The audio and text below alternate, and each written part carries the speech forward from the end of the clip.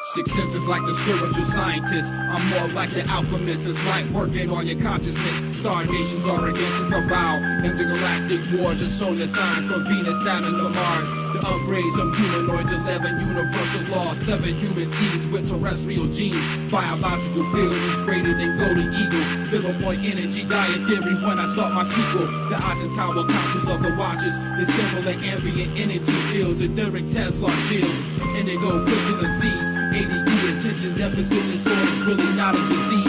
Arrow fields and aerodrome outlets. The idols and doctrines is Babylon. Is when I start my topic. The star fleets of command. The star scholars, Darwinism, evolution of the fossil resin, giving man confusion. I think they're here trying to help to provide some protection against the planets that consist in Orion's belt. Mechanical movement from grays, space suits from the demons to make travel through domains in space. Women left and behind, they convicted of the crime. The justice of moral sins, the path to break the paradigm. Moving in a digital age of lifetime. Crystal superstar seeds are made up from evil scientists. I gotta expect academy, close encounter, cultural therapists. Engineering, genetics, really not helping this. Now we all stand up and stand. To the globe, to the world, universe, we are the Astral Command.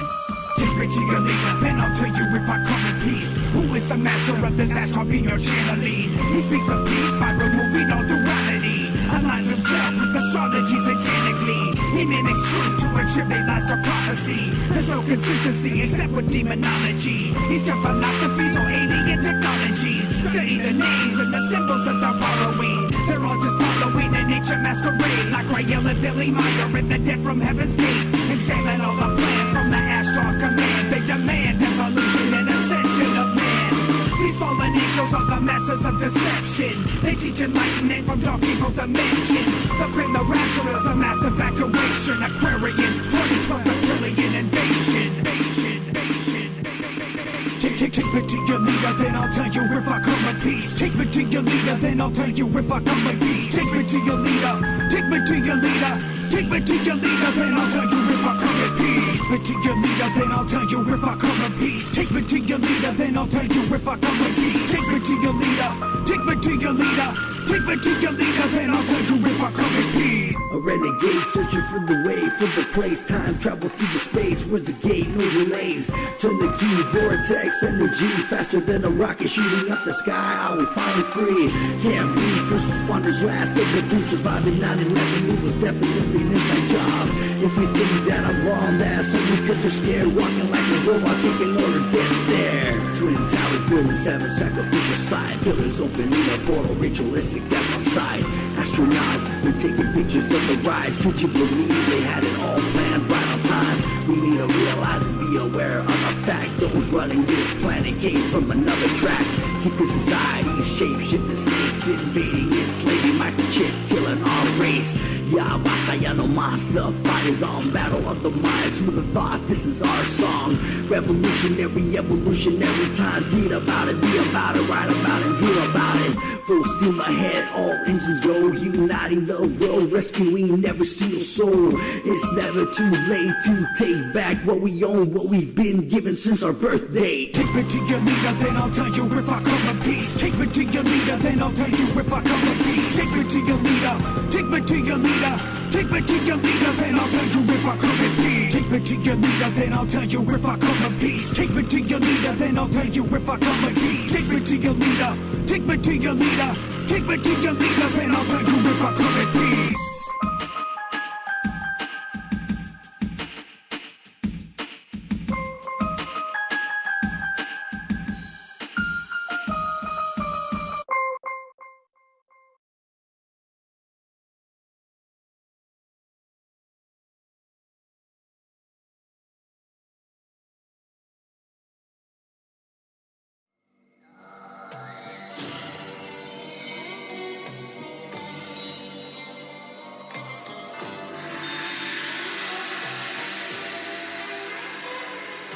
Let's take a trip back to civilization. Babylonian kings and ancient Mesopotamia. Research inscriptions and read translations. The myths and legends, what's fact from fiction? Depictions of giants who ruled the land. Double rows of teeth and 6-fingered hands. The men of renown before the flood, where the angels fell to pollute the blood. They mingled the seed with both man and beast, and besieged the whole world with these circus freaks. They were drowned in the deluge, but once deceased, they became demon beings to corrupt beliefs. The basis of myths, these strange relations, the gods of the Greeks and the ancient pagans. They worship the sun and the moon and stars, and channel these spirits like avatars. The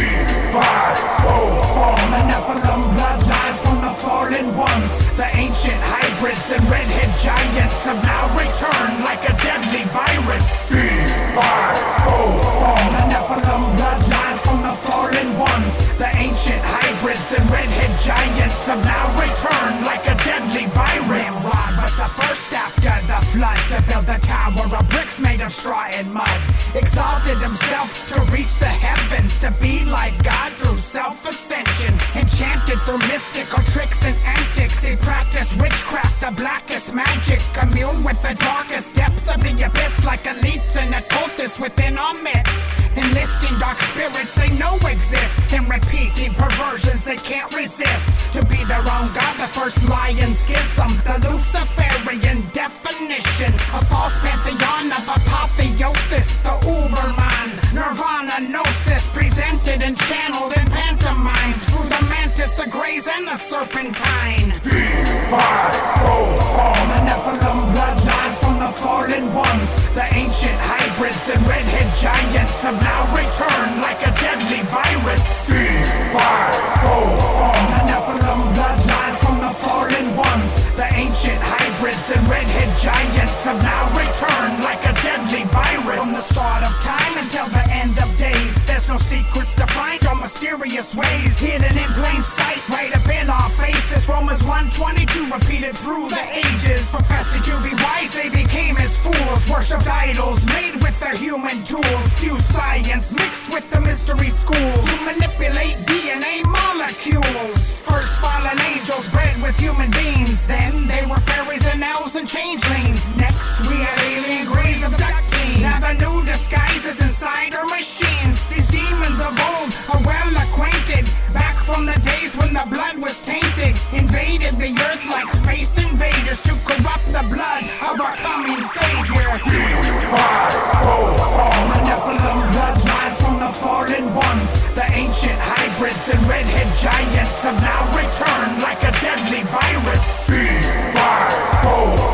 Nephilim bloodlines from the fallen ones. The ancient hybrids and redhead giants have now returned like a deadly virus.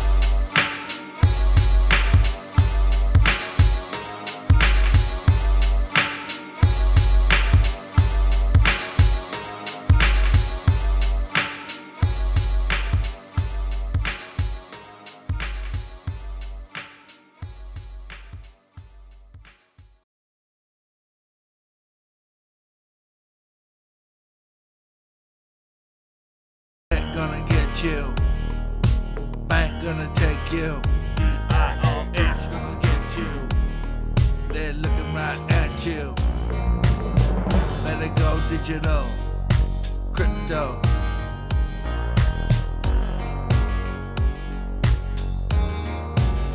These credit card debt gonna get you. Bank gonna take you. IRS gonna get you.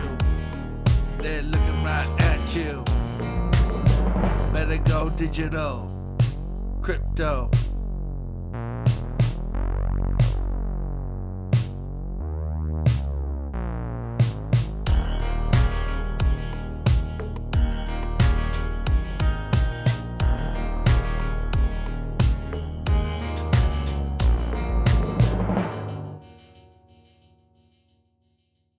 More 22 more seconds, and we've got a giant of a show starting. Stay tuned for now 15 seconds. I know you can do it. Starting soon. Meow.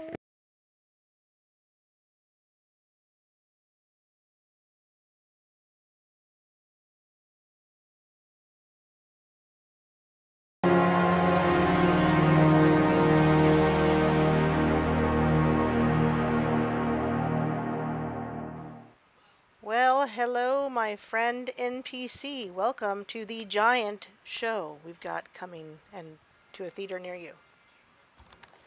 Yes, it is indeed giant. Not influenza, mind you. Although we would like this show to go viral, so be sure to like and share it if you if you don't mind. Yes, viral in a positive way.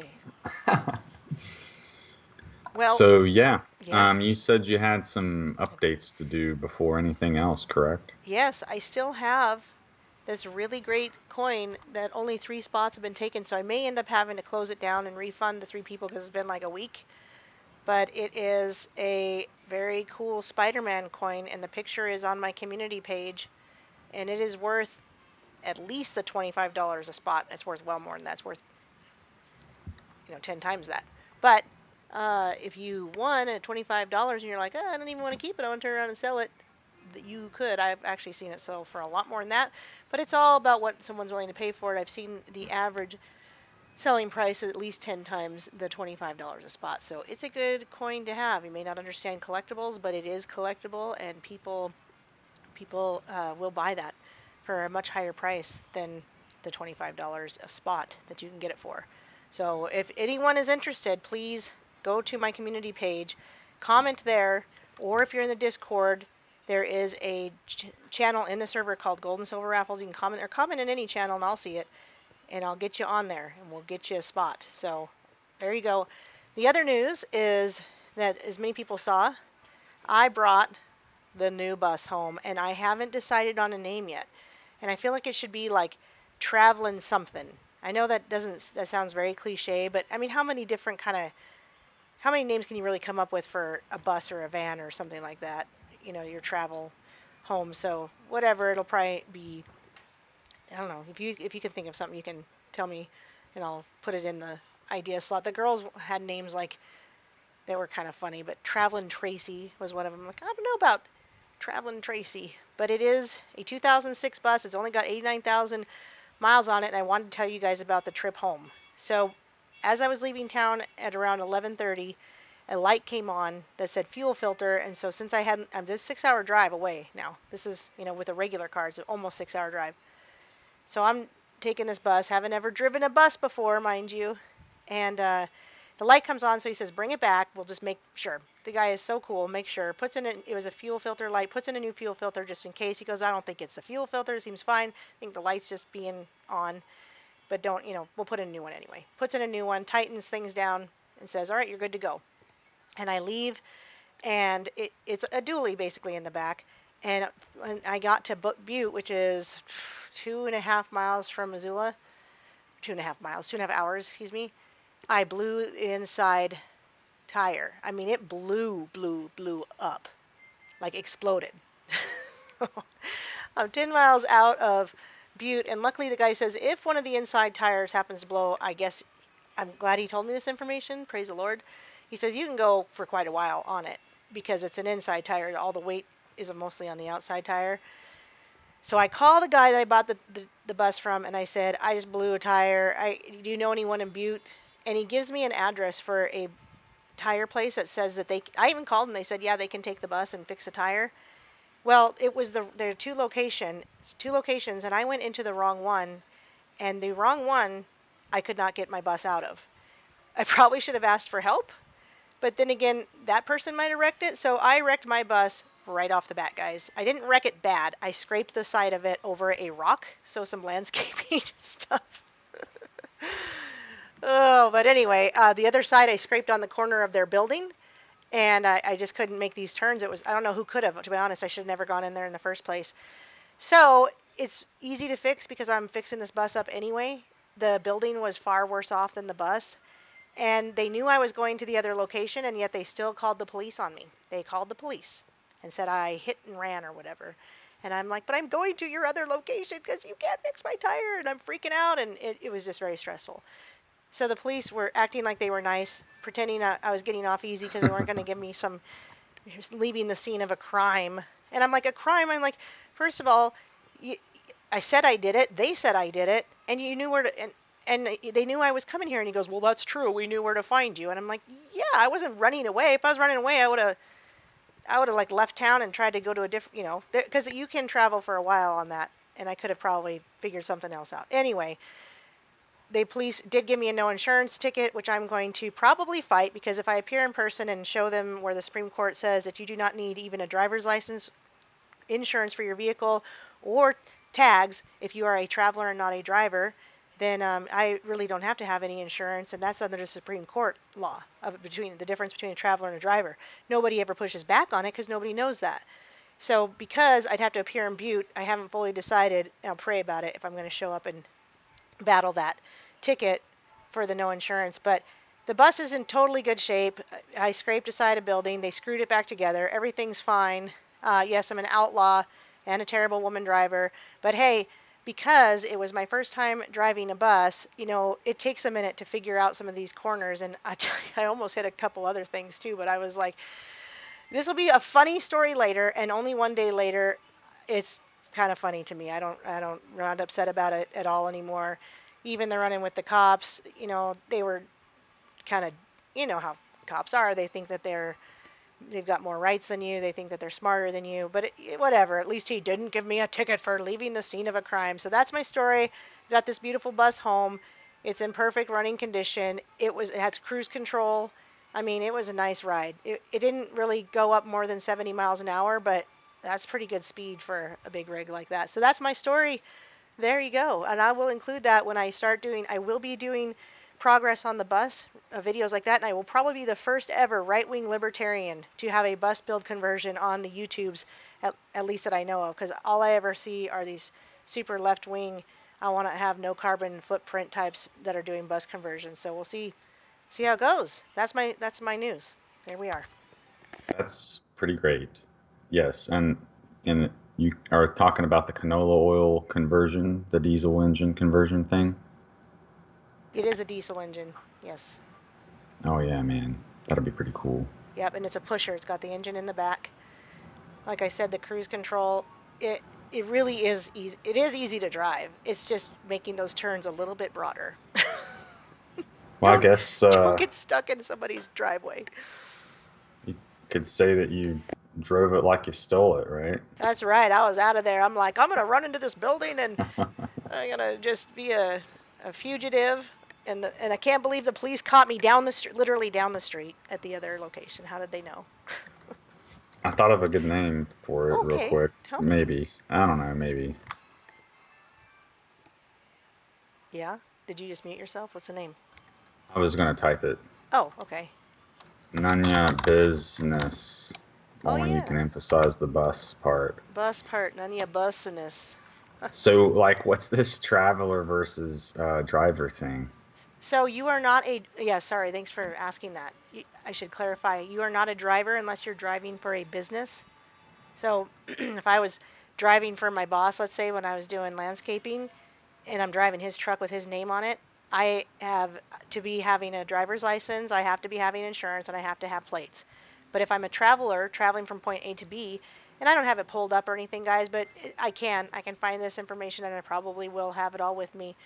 But I've seen videos of guys doing this as constitutional audits that they leave without a ticket when they show these guys the Supreme Court ruling that you are a traveler, not a driver, when you're just using a vehicle from point A to B. And therefore, I don't deserve a no insurance ticket because I don't have to have insurance for that. I thought maybe it was because you went and purchased it and you was just simply traveling back home with it or something like that. Well, I was. Yeah, I'm not driving. I'm traveling. But could you invoke that same right afterwards, after getting home? Yeah, anywhere I'm traveling and not driving for a business. That's so weird. Okay, so that reminds me of something Masonic, because they refer to themselves as traveling men. Did you know that? Yeah, I've heard about that with the traveling across the sands to the Caucasus Mountains and all that stuff. Oh yeah? Well, what's that about? Well, there's something that they'll say when you come in. Have you traveled by sand or by camel or by foot? And I can't remember which way you're supposed to answer it for them to go, okay, you're in. And it's one of the things. I'm sure they've got a handshake and who knows what else. But Must be one of the other degrees I'm not familiar with. Yeah, I think it's probably mostly the Prince Hall Masons. But it's about traveling, I think it's they sent off certain group according to their beliefs that went to the Caucasus Mountains and they traveled by camel, and I think these guys traveled by foot over the sand, so they're tougher, whatever. I did a video on it many moons ago. It's one of my That's Boule pretty cool. videos. I'm gonna have to find that. Oh, it's a Boule video. I'll try to find it. Yeah, Prince Hall Masons are the black Masons that begged for their own group because the whites wouldn't allow them in, and they were allowed to create their Prince Hall Masons. So a lot of the Prince Hall Masons come now from fraternities and sororities because they allow women in too now. But so you see these fraternities like the Kappa Phi Kappa, things like that that Colin Kaepernick belonged to, McRae, all these guys. Anytime they've gone to one of these fraternities almost every time if they're part of that group. You think like the Kobe guy was in that, perhaps? Oh, I'm sure. Now here's the thing about the Boule is you're not always necessarily a Boule. You could be a henchman or a workman for them because honestly you have to be of an elite status of wealth and age. So sometimes these guys are just doing the work for them because maybe they'll get the promise of being in there someday. But if they don't have that, like Kappa Phi Kappa or one of those, there's like 9 of them.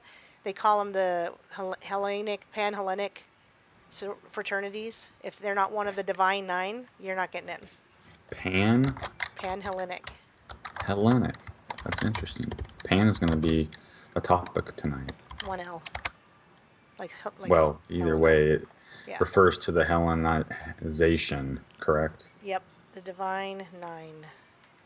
And the Hellenization is the same thing as the leaven that spoils the loaf, and basically consorting with the whore of Babylon or mixing with the nations, etc. That's very interesting. The Divine 9, Yeah, I'll drop I have a playlist, and I even call it the Divine 9 playlist. So I'll drop the link to that if anyone's interested in getting into the Boule stuff. It's been a while for me. I mean, I had massive interest in it, but ask anyone who's ever covered it. Like Ninja Scroll said the same thing. It is hard to find information on this. It is like the top secret of the top secret societies. It's just there's hardly anything out there. Nobody's covering it at all. Or maybe people don't think it's important. Either it's the most top secret or people don't think it's important, and I think it's a little bit of both. It's very interesting. I'll look into it. Thank you. My pleasure. Well, as you can see, folks, this is the tabernacle. Yod, Hey, Vav, Hey. That's the image that we were created in. So we'll be talking about Imago, a little bit here in reference to Revelation 13, just to show the imposter image. We've shown the giant a couple weeks past, which will be this giant statue where you can be an image, a giant image, an Enza or Enzo, depending on your gender. You too can be a giant, it says. So Yahweh's enemy is the giants. So we've been focusing on giants here for the past few weeks. And tonight we're going to have a lot to talk about. All new information. I'll only be reviewing a couple links from last week. Like the Odin one, for instance. The Imago. And then, well, pretty much everything else is new. So I'll be going a little bit fast tonight, just so that we don't go over 3 hours. But I'll do my best to be less than that. So, without further ado, I want to mention real quick too that Brenda in the chat, who is XX Swagger XX goes yeet. Swagger yeet. She is a professional bus driver, so she is a driver. She drives the bus as a profession, so she is my hero because she'd probably laughing her butt off that I ran that bus into a building. But anyway, back to you.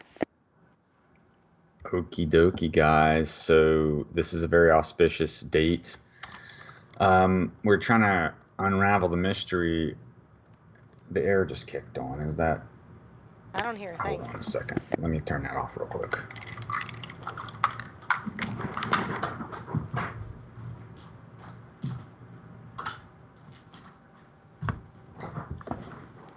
Sorry, but I actually happen to have a window open, so I didn't want to leave the air on while I'm sitting here. Sorry. So anyway, this date is associated. Well, wait a second. That wasn't what I was talking about, was it? I was saying something else. I interrupted myself. I'm sorry. So I almost forgot I was supposed to do timestamps. Oh, Back to okay. work, Erin. Well, this is the first real link anyway. So, oh yeah, we were trying to unravel the mystery of the date here, the calendar here. And so, why that was the stock image. Well, why would these folks want to use that date? Why would this be important to them? Well, this happens to be the same date associated with the destruction of not just one of Yahweh's temples, but both of Yahweh's temples.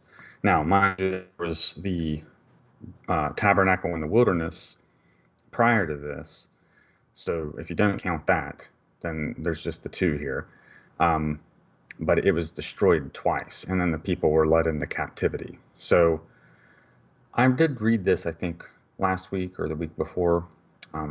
So I'll read it again here, but maybe not go into such great detail. But anyway, this is very important because this is the time that this would have happened. And so without really making those connections back to the feast days and the temple, it really is kind of a mystery, but we're told that if we are to be watchmen, which again, we learned from the sheepfold gate study, which I do have that link here. I'll share that real quick. We learned from the sheepfold link here last week that a watchman is at the gate and that the sheepfold's got an open roof, but maybe about 4 feet high with stones and perhaps even thorns and sharp debris up on top to protect from the wolves and things of that nature. So, we are in that time of, let's see, the Mazzaroth, it's Cancer. This time is actually the sheepfold gate. And so we're also in the month of Av, as it is shown here. And so we're in that unique time of year where Av, which is associated with the Father, that's what it refers to as Father. So we're in that unique time of year where the Father and the sheepfold gate overlap. And so this is a high watch time indeed. And so we now have these folks going door to door, asking, about your status, your health status. And, we just had a census as well. We had a study a couple weeks ago about David's sin when he numbered the people. And then, he chose the third option, which was also the shortest, a 3-day pestilence under this, which was associated with the sword of the Lord. So we now know that because of influenza, it's an influence from the stars, which we know also are associated with giants. For instance, Orion is a giant. And so we're going to be reading tonight about some of these giant influences and how they relate to things like the Tuatha Danaan, which we'll be getting into that here with this link here. And then how these things remotely but do connect to the possibility that in Revelations, whenever we're hearing about this marriage and such, it's actually kind of modeled after what we also see here with the wedding of Demuzi and Ishtar, here with Morrigan and Dagda. And so, anyway, we're going to draw all those correlations here and see if it relates back to Revelation 13, which I think is right. Anyway, it's somewhere there. So we got a lot to chew through here. So I'm going to go ahead and get going. That's a little bit of a preview. And Erin will be keeping timestamps. So if those were helpful in the last video, let us know if there's any way to improve it. But the idea is that you can go back later and click them and basically go to that part in the video where we're going over that respective topic or tab. So, okay, so let's read this here. The Jewish history. The Exodus generation condemned to die in the desert. This was 1312 BCE on the 9th of Av of the year 2449. From the creation of 1312 BCE, the generation of Jews who came out of Egypt under Moses' leadership 16 months earlier were condemned to die in the desert and the entry into the land of Israel was delayed for 40 years. What's interesting about this, I didn't know until recently, is I think there was a group that tried to flee Egypt before this, and I guess that was Ephraim, and they all died out in the desert. I guess they were killed by the army or something like that. And so later, we've covered Ezekiel, I think 33 it might be, or 37 perhaps, but in Ezekiel it talks about the dry bones and speaking to the bones and resurrecting them. And so I think it's then that Ephraim was brought back up and joined to the tribes. And so it's supposed to kind of maybe be a predecessor to what happens in the end days, like when the two branches are joined once again. So I just wanted to point that out because it's not really mentioned here. But anyway, as related in Numbers 14, when the spies that Moses sent to the land of Canaan returned with their disheartening report, the people wept all night, the night of ninth. So basically tonight, people will be weeping, saying, "Oh, our promised land's full of giants. How are we ever going to claim what was promised to us?" And they're disheartened by all this news. If you recall, Joshua and Caleb, they came back with a good report. And so those who believed in the bad report they were cursed, right? And said that they would not be allowed to enter the land, but their children would be able to do that. Children being fruit, right? And so that's kind of interesting too, because here we have the tabernacle in the wilderness, and this time approaching up to the point where they go into the actual wilderness, or from the wilderness into the promised land. This is the first of 5 national tragedies that occurred on Av 9, listed in the Talmud, due to which the day was designated as a fast day. So this and Yom Kippur are 2 of the more solemn days that we're supposed to fast. Yom Kippur because it's a solemn day, and it's a day of judgment and reflection. But this is one that a lot of tragedies happen to occur on, the first of which was this terrible news that they're up against giants. Well, we're up against giants too. Influenza is all over the earth. Now I'm going to force everybody to accept this abomination inoculation into your temple. Oh, I missed something here. They were proclaiming that they'd rather return to Egypt rather than attempt to conquer and settle it, and God decreed that the entire generation would wander in the desert for 40 years until the last of them died out, and that their children, under the leadership of Joshua, will enter the land he promised as Israel's heritage. Okay, so we go down here. The second tragedy was the Holy Temples destroyed, 423 BCE and 69 CE.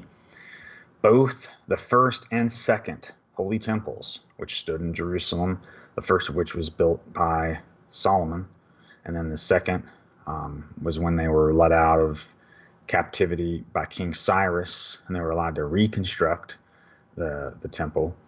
One remark from Napoleon, when he witnessed the Jews, they were sobbing and weeping at this time, and he says, "Well, what's going on? Why are they so upset?" He was asking somebody, and they said, "Well, they always mourn for their temple." And he said, "Well, surely a people so connected to their past will see their country and see their temple again." And so, and here we have the country today. So odds are they'll want to construct that temple again. So as you can see, but consider that if we are the temple, what kind of threat are we really up against now? It seems we're going to get into that. I got a link here about let me play this real quick, break things up just a tad. So a lot of presidents have been getting assassinated. Have you heard about that, Erin? Yes. Isn't that a little odd? I mean, it's not really odd. But here's one, Bolsonaro. Coincidental, right? Let's give this a listen.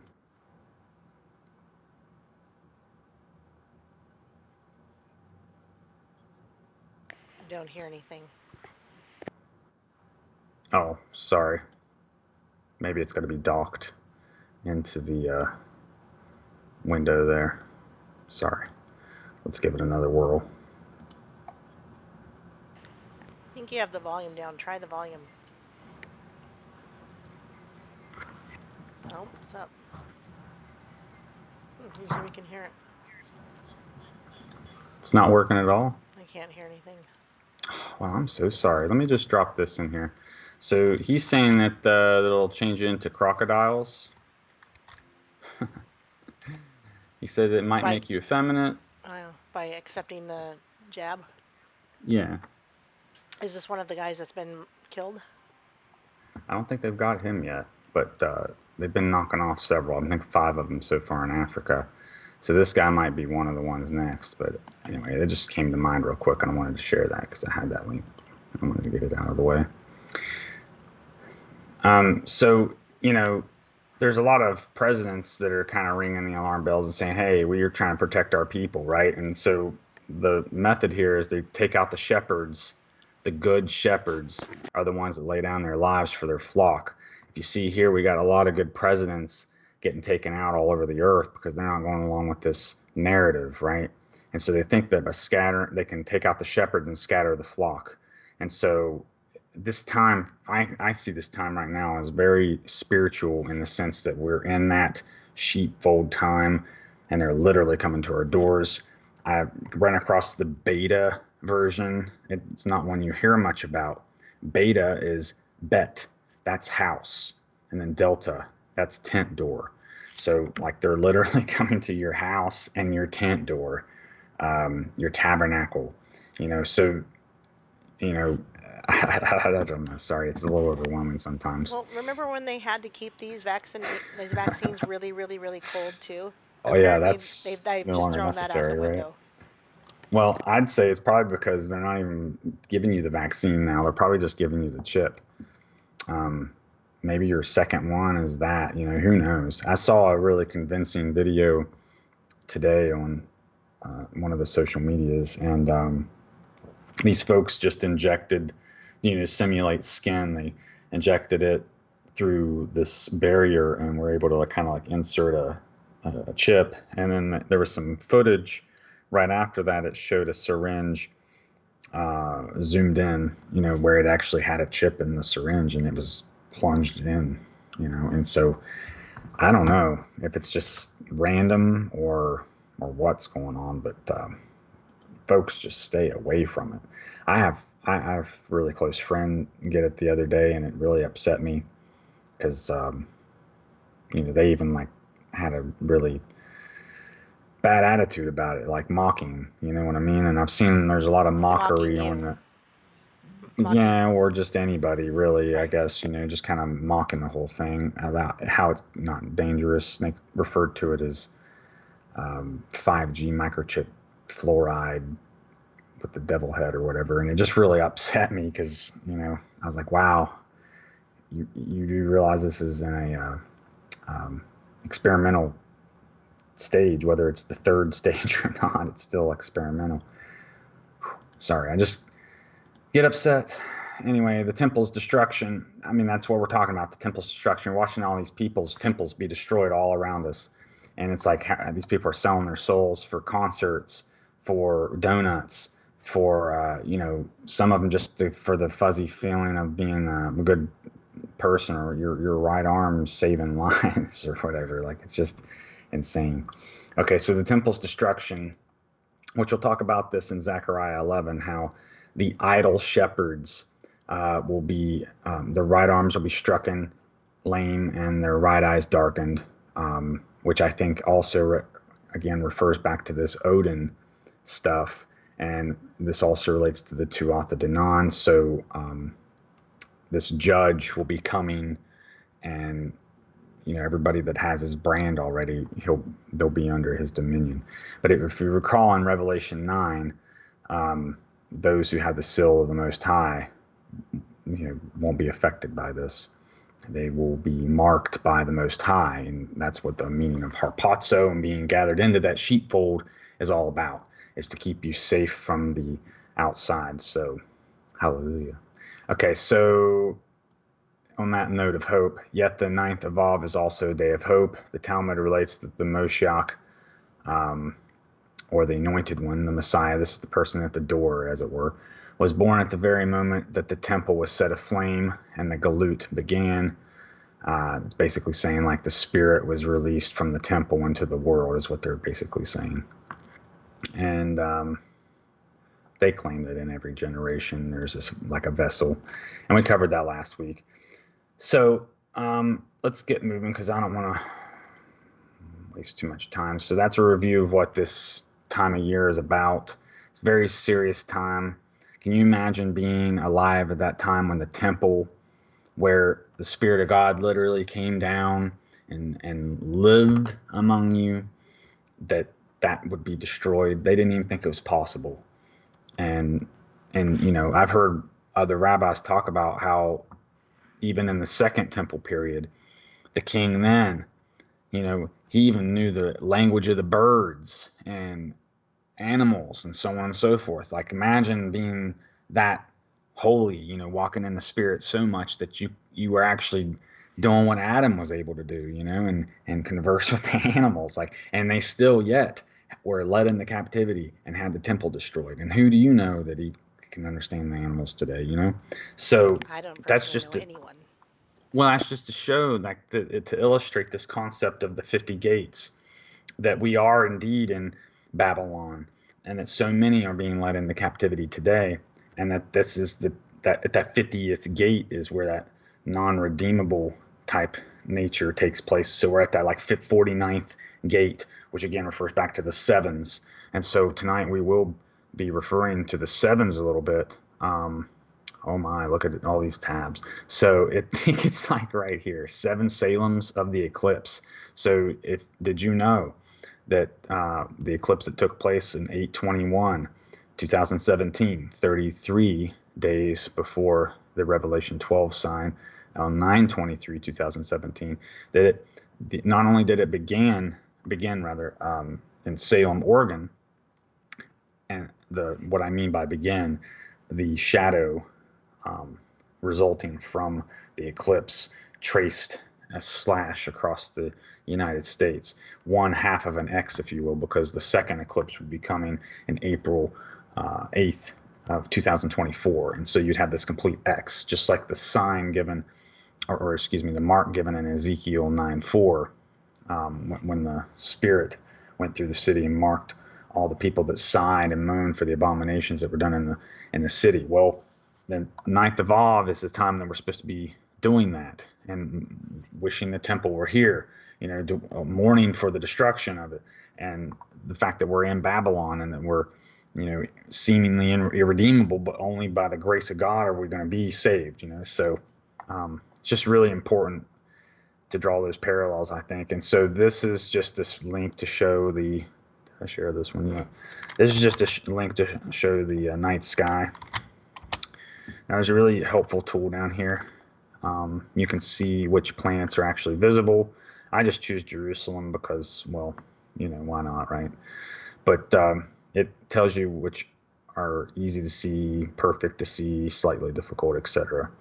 And so you can kind of get an idea here. But anyway, it's a very useful tool, and I would just encourage folks to use this.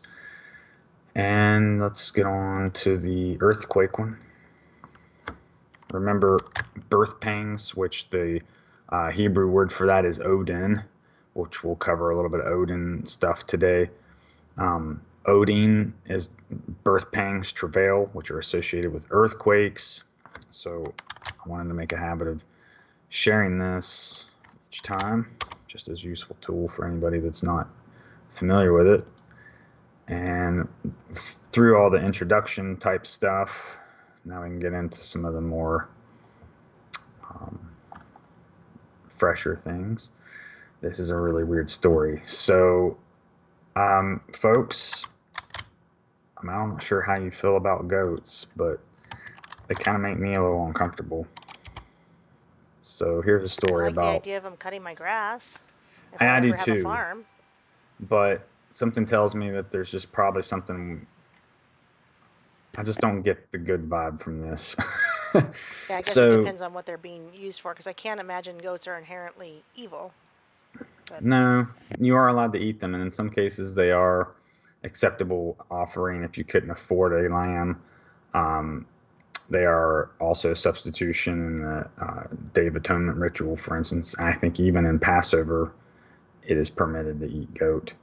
But anyway, excuse me. There might be volume or sound on this, rather.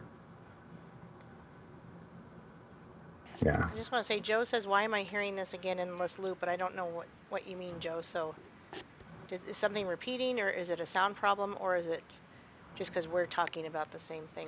Sorry, go ahead.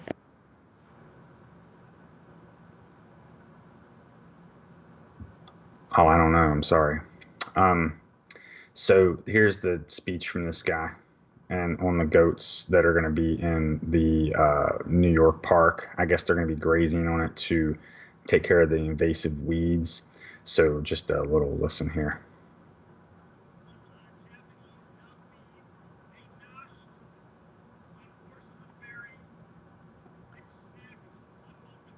I can barely hear it. But that's okay. Just keep playing it.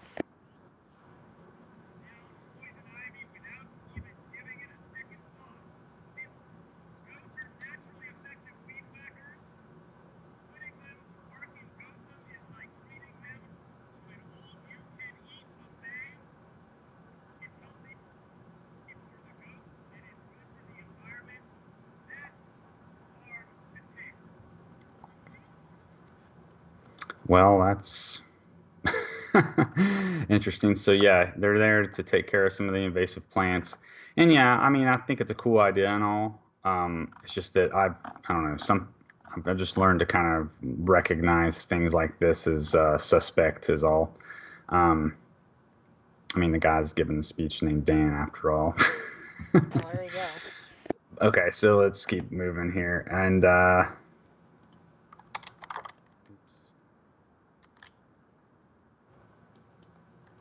here's this link. This is the other big news right now. And I'm sorry about this volume thing. I've never had to do anything with my volume before. Are you sure it's not something that you can adjust? No, I would just have to turn you up even more. I'm sorry. I don't know how to fix it on my end because... Okay. Well, anyway, let me go ahead. Can I try playing it maybe? And let me fast forward to... Oh, there's that idiot Pat Sacky. Hold on. Yeah.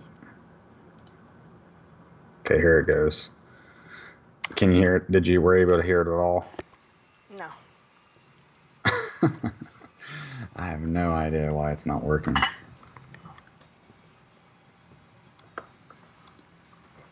I tried turning it up.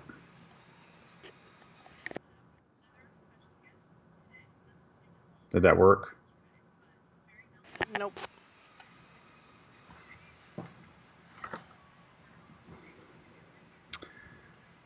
Well, can you play it then? Because, I mean, it's not really going to work if I can't play it, I guess. Sure, hang on just a second. How much am I playing? Because this is 12 minutes, 40 seconds long. You don't have to play very much of it. Just So does the beginning? all of Saki, which she doesn't start till like 35. She's only there for a moment. And then this guy, I mean, all of it's pretty terrible, I'm sure, but we only need to listen to like a minute of it. I just want people to get the gist. Okay, everybody hang on. So they're saying that we can be super spreaders of vaccine misinformation now. So they're getting huge amounts of monies to put into different projects, I guess, to censor folks. So on Facebook, for instance, when you can essentially report your friends and say that people are producing extremist content, that, well, they're saying that there's only a list of 12 people. And then, of course, when a reporter, the guy here in the foreground, when he pushes back on Saki a little bit, he's like, hey, how long have you been monitoring everybody? And she's like, oh, well, we don't have a list. And so you kind of see her flounder in a different interview, but I don't think it happens in this one. But anyway, go ahead, and if you have it ready. Ready to go. I'm going to play. Very knowledgeable. Today, we have a special guest, a Surgeon General of the Surgeon General has been one of our leading voices on public health in the administration, in particular around the COVID-19 response. Today, he published an advisory on health misinformation as an urgent public health crisis, and he's here to talk more about this issue and take a few of your questions. With that, I'll turn it over.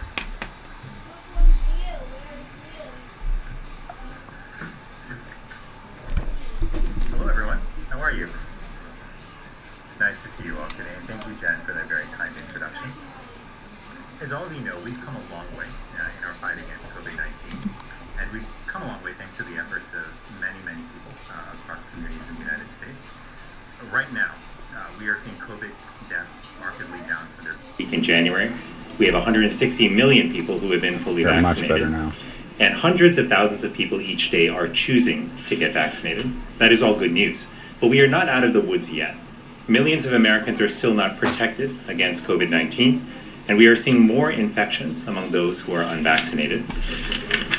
And that's why I want to talk to you today about one of the biggest obstacles that's preventing us from ending this pandemic.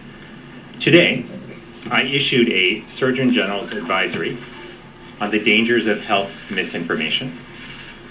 Surgeon General advisories are reserved for urgent public health threats. And while those threats have often been related to what we eat, drink, and smoke, today we live in a world where misinformation poses an imminent and insidious threat to our nation's health.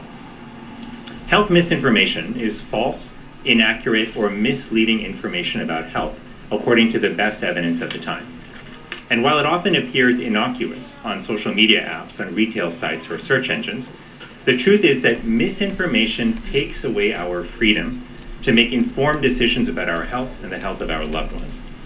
During the COVID-19 pandemic, health misinformation has led people to resist wearing masks in high-risk settings.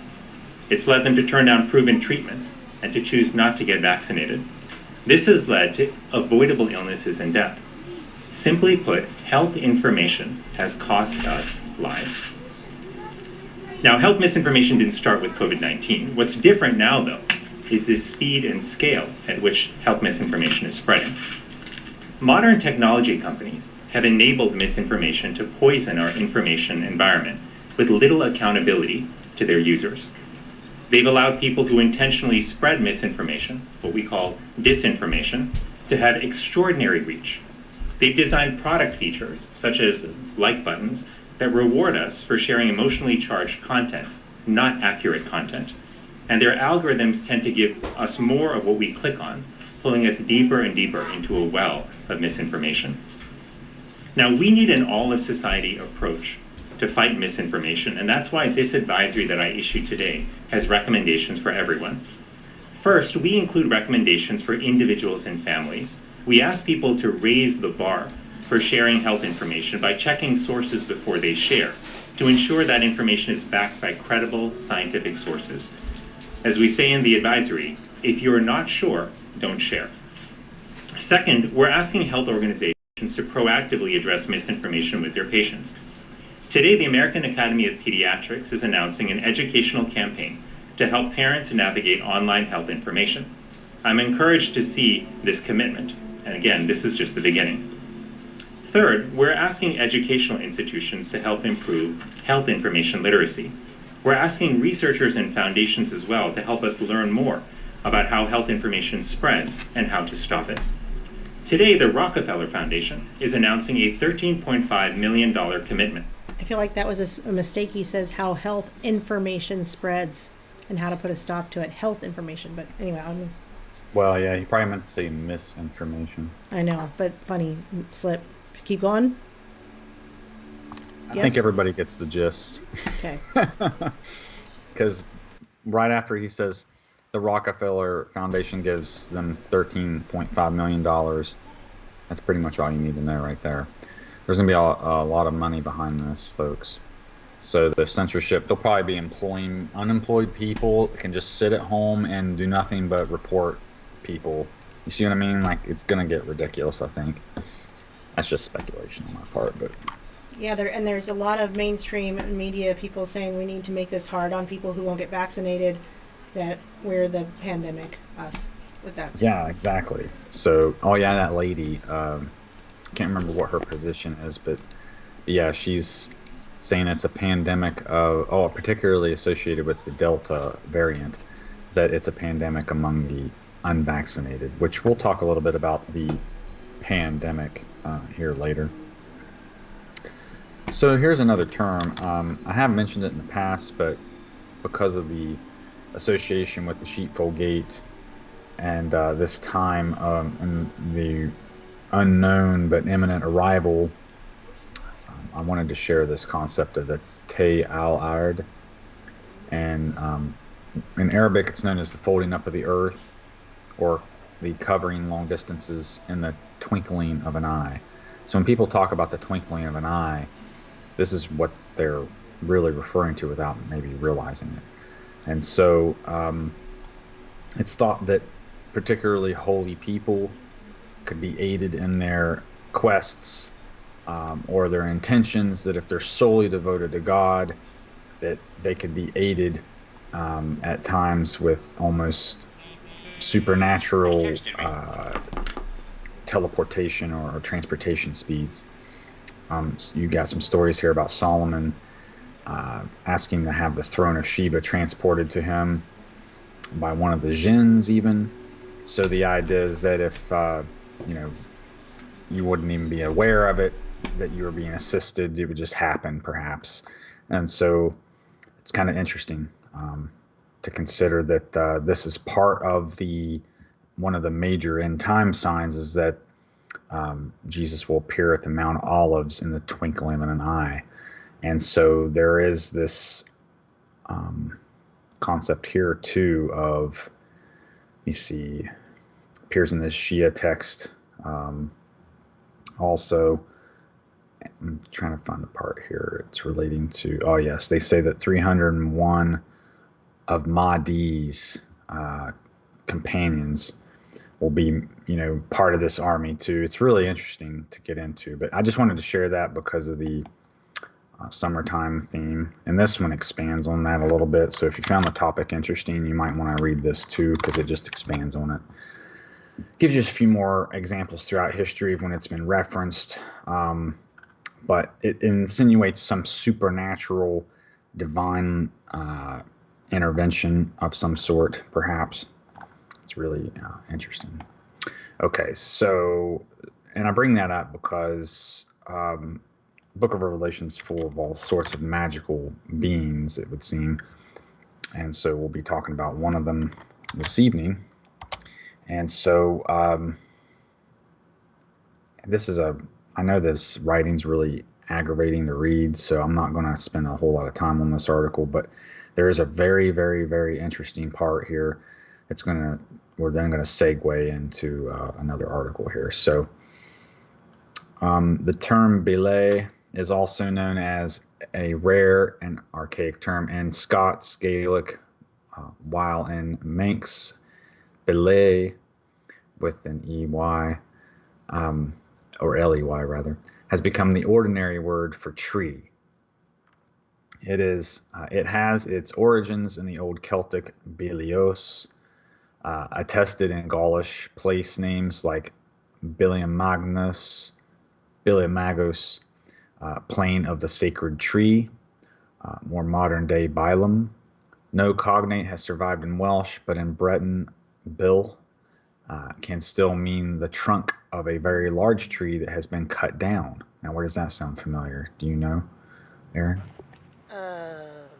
Somewhere in scriptures where it talks about trees like men. Yes, and Daniel, it talks about that too, so we'll be reading about that here in a minute.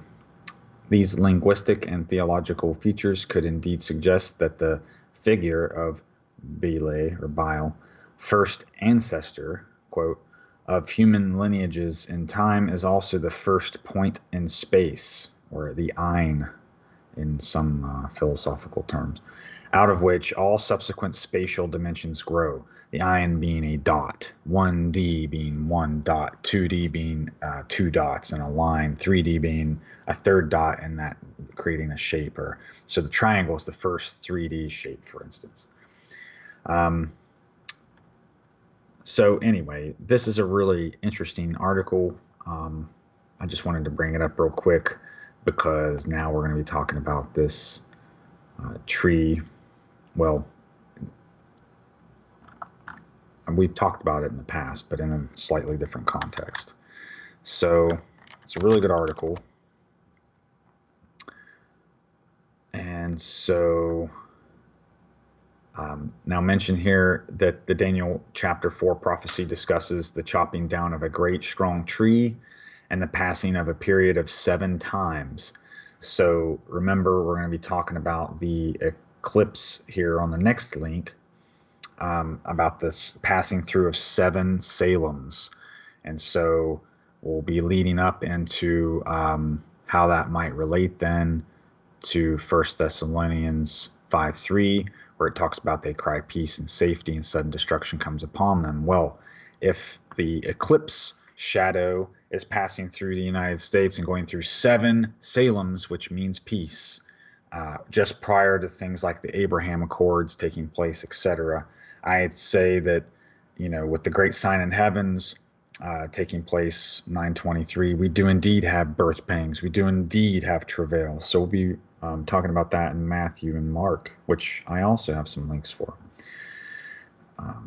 But anyway, let me finish reading this a little bit, because this is doing a good summation. I won't read all of the scripture parts, but I do want to read some of these other parts, because they do a good job of connecting things. So although the text connects the great tree to the kingdom of Babylon, some have considered this to be an allusion to a judgment upon Gentile nations, and some others have considered this to be a depiction of judgment upon God's tree, Israel. Yes, sometimes it can be a little unclear what the branch is referring to, for instance, in Isaiah, or the fig tree in Matthew 24. Sometimes we do see genders associated with that, just like with influenza is a female connotation, whereas enzo would be male. So we should pay attention to the genders when we do get those clues. But anyway, the next thing I wanted to refer to was the fact that we have these bands, and see, these are metal. And so remember the statue in Nebuchadnezzar's dream, there was a tree, a great tree, right? But then there was also a metal statue. And so here we're going to read about this stump. The great tree was cut down and then banded, right? So the Daniel chapter 4 prophecy highlights that the watcher at one point decrees the tree would be cut down.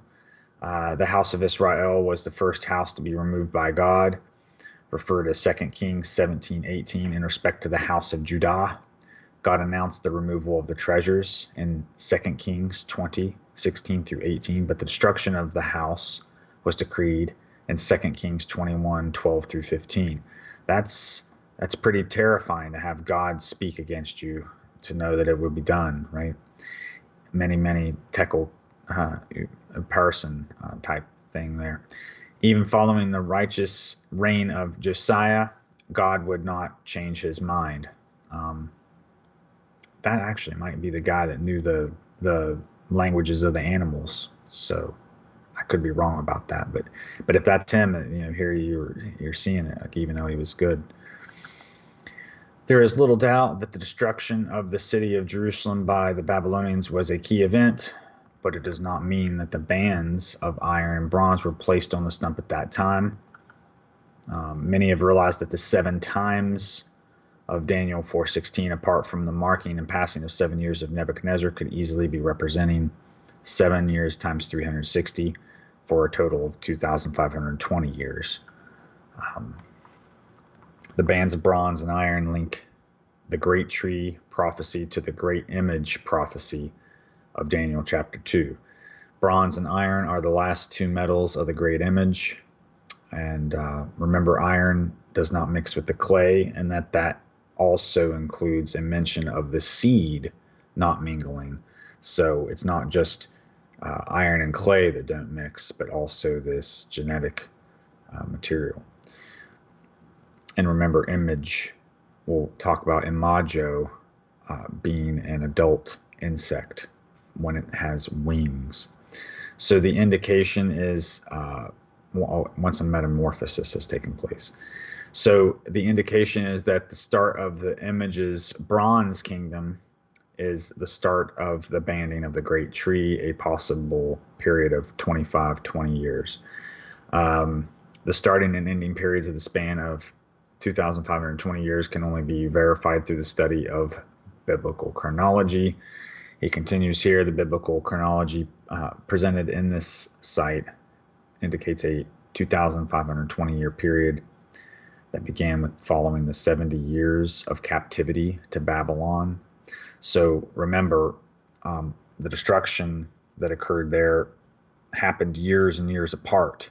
So don't you find it odd that the destruction of the temple would happen on the exact same day, so many years apart? That would indicate that Yahweh wanted to make a point and then put a couple of explanation points there, it seems, right?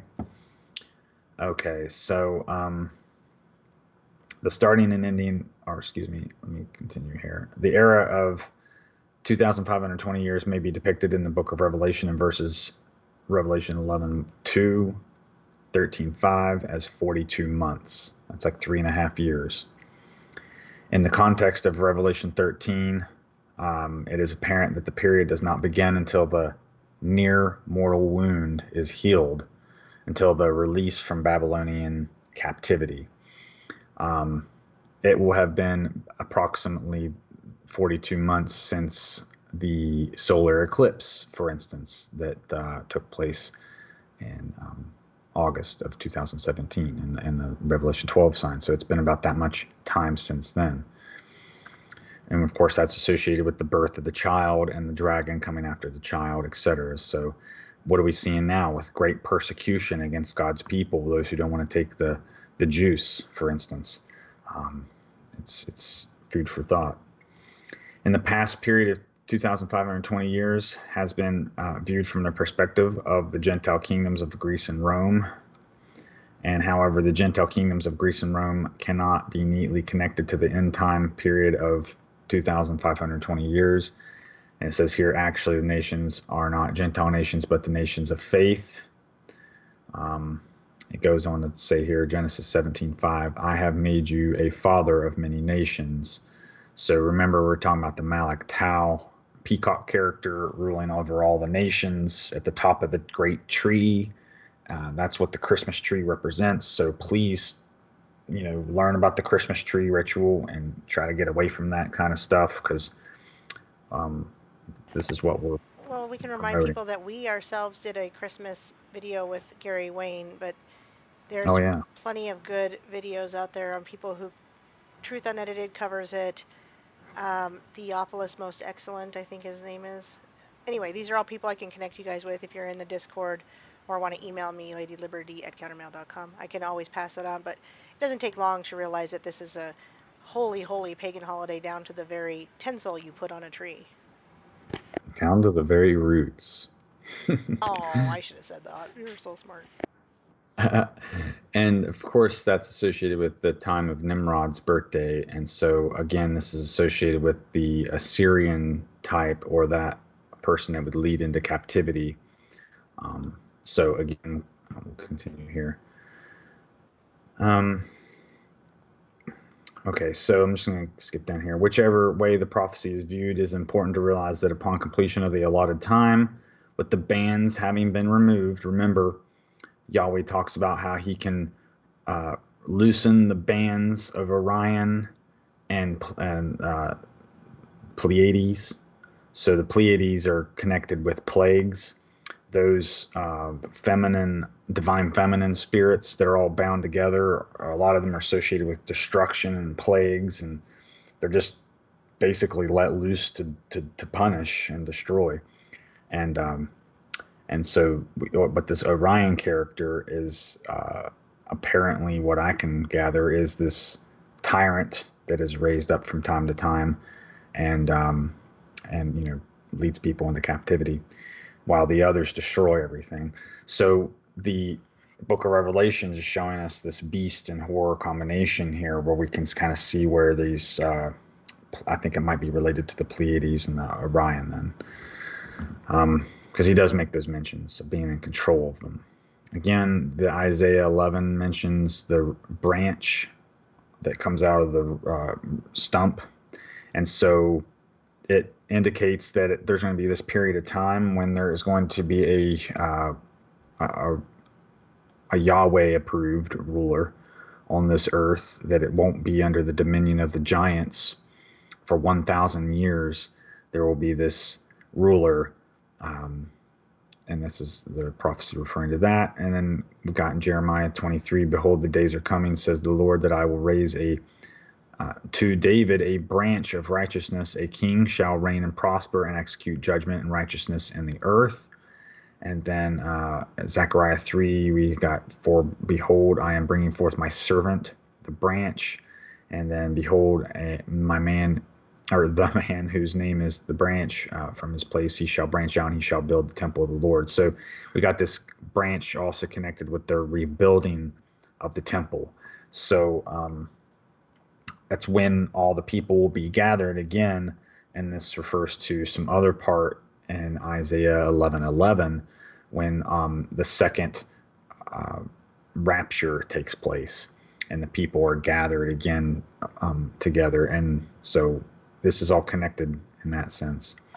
But this will be the great stone that drives out all the other nations into the sea, and there will be that 1,000 years of peace. So again, now that we're off this topic here, remember the seven times prophecies connected to Daniel's 70 weeks, even perhaps. Here's a link.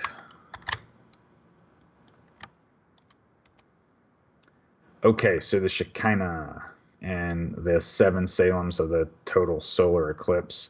So remember, the eclipses kind of represent wedding rings. This is actually a really good photo to represent that. So remember, in Revelations, we're talking about a marriage here. And, so the father chooses the time for the marriage to take place, right? And so let's get into this a little bit. All right, so we have 7 Salems. 7 is the number of perfection, or the number for the plan of God. It says the 7th number of the Hebrew alphabet, ABCs, is Zayin. Zayin represents many things, including the numerical value of 7. Let's focus. Zayin is also a weapon. Let's focus on 2 other significant aspects of Zayin. First, please note that Zayin represents the crowned man. Yes, the teeth on top, or the Tagan on top. Second, known that the pictograph of Zayin looks like a sword. Okay, here we go. And can be rightly understood to rightly divide or cut up time, Z-man, into units of 7. Shabbat, the 7th day of the week. Shavuot, the 49th day after Passover. 7 times 7 is 49.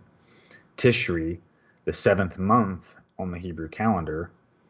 Shemitah, the 7th year of rest for the land, and that's when you'd forgive all debts. People would get their land back, things like that. Yovel, the 49th year, which that can relate to Jubilees being the 50th year, 49 plus 1. And then the millennial kingdom, the 7th millennium since the creation of Adam, the week of thousands. And so, of course, when this article was written, they were currently in the Hebrew year 5777. So that was a while back. We're now in 5781, and we're getting ready to go into 5782 in September for the civil year anyway, which is, so 5777 saying here is 7 times 7 times 7, or 7 times 3 rather, or 7 plus 7 plus 7 is 21. 7 represents the perfection of God's plan. And so, as you can see, a lot of different things are culminating. Now we're getting into the part here with the Great American Eclipse. The Great American Total Eclipse was on August 21st, 2017. And there are another 3 7s. So again, 7 3 times here. And so just the other day it was 7/14/21. Did you notice that on that day? Yeah, that's funny too. 1 2 3, huh? Yep. Here it is. Okay. So yeah, there's a really important thing to mention here, that as the sun was going down on Jerusalem, the exact same time the Great American Total Eclipse shadow began in Salem, Oregon. Okay, so after that began, which Salem, Oregon, Oregon rather, is the 33rd state of the Union, and this eclipse took place 33 days before the Revelation 12:1 sign on 9/23. So, and Israel is at the 33rd degree parallel. So there's a lot of weird stuff to mention here. I just wanted to make sure I got all that packed in there, because I've been meaning to cover this topic for a while, and this was just the perfect time, because I didn't realize it was actually connected to Ezekiel 9:4 at the time. But so we're in the midpoint between this eclipse and the one in April 2024. So anyway, let's continue here. So yeah, this is the part I wanted to read, I think. Behold, in this kingdom day is the perfect completion of time for the first fruits of the bride of Christ, who is the crowned man. Please understand that it's calling the Holy Spirit, the Shekinah here, is the feminine essence. It's talking about the wedding here, which again is the same motif we're going to be talking about in a minute. So one of the unique sights of the total solar eclipse is the diamond ring effect, which can be seen 10 to 15 seconds before and after totality. I got to see this in Tennessee. It's a single jewel of light from the sun. They're quoting here in Song of Solomon, "Come, I will show you the bride, the wife of the Lamb." Revelation 21:9. Again, quote, "I am my beloved's, and his desire is for me. Come, my beloved, let us go into the open." Song of Solomon 7:11. So just a couple things there to reemphasize the marriage of supper of the Lamb. And remember, Behemoth and Leviathan were to be food for these types of things too. So we might get into that here later. So let me boogie on through here. How we are doing on time? We are 1 hour and 18 minutes in, so we're doing okay. I mean, seems like we're moving at a good clip. Okay. Well, here is Malak-Tau, and I read a little bit on this guy last time, so we don't have to talk about him too much this time. But this is, again, that star sitting atop the tree, a feather for every nation. This kind of peacock characters associated with pride and dominion and kingship, things of that nature. So anyway, let's get into the Bible study here. Probably a good timestamp for this then. This is 1 Thessalonians 5. You got it. So I got this in the interlinear, and it's really hard to read when it's like this, so I'm going to skip to the part where I know I need to read also to save time. That way we can see the part here we're looking for is Odin. So we'll find this in 1 Thessalonians 5. We'll find this in Matthew. We're going to find it in Mark. And so why does Odin keep showing up in these texts about the end of days? Odin himself. Drop the link for that. Oh, yeah. Odin himself has these associations with the end of days, only they call it Ragnarok.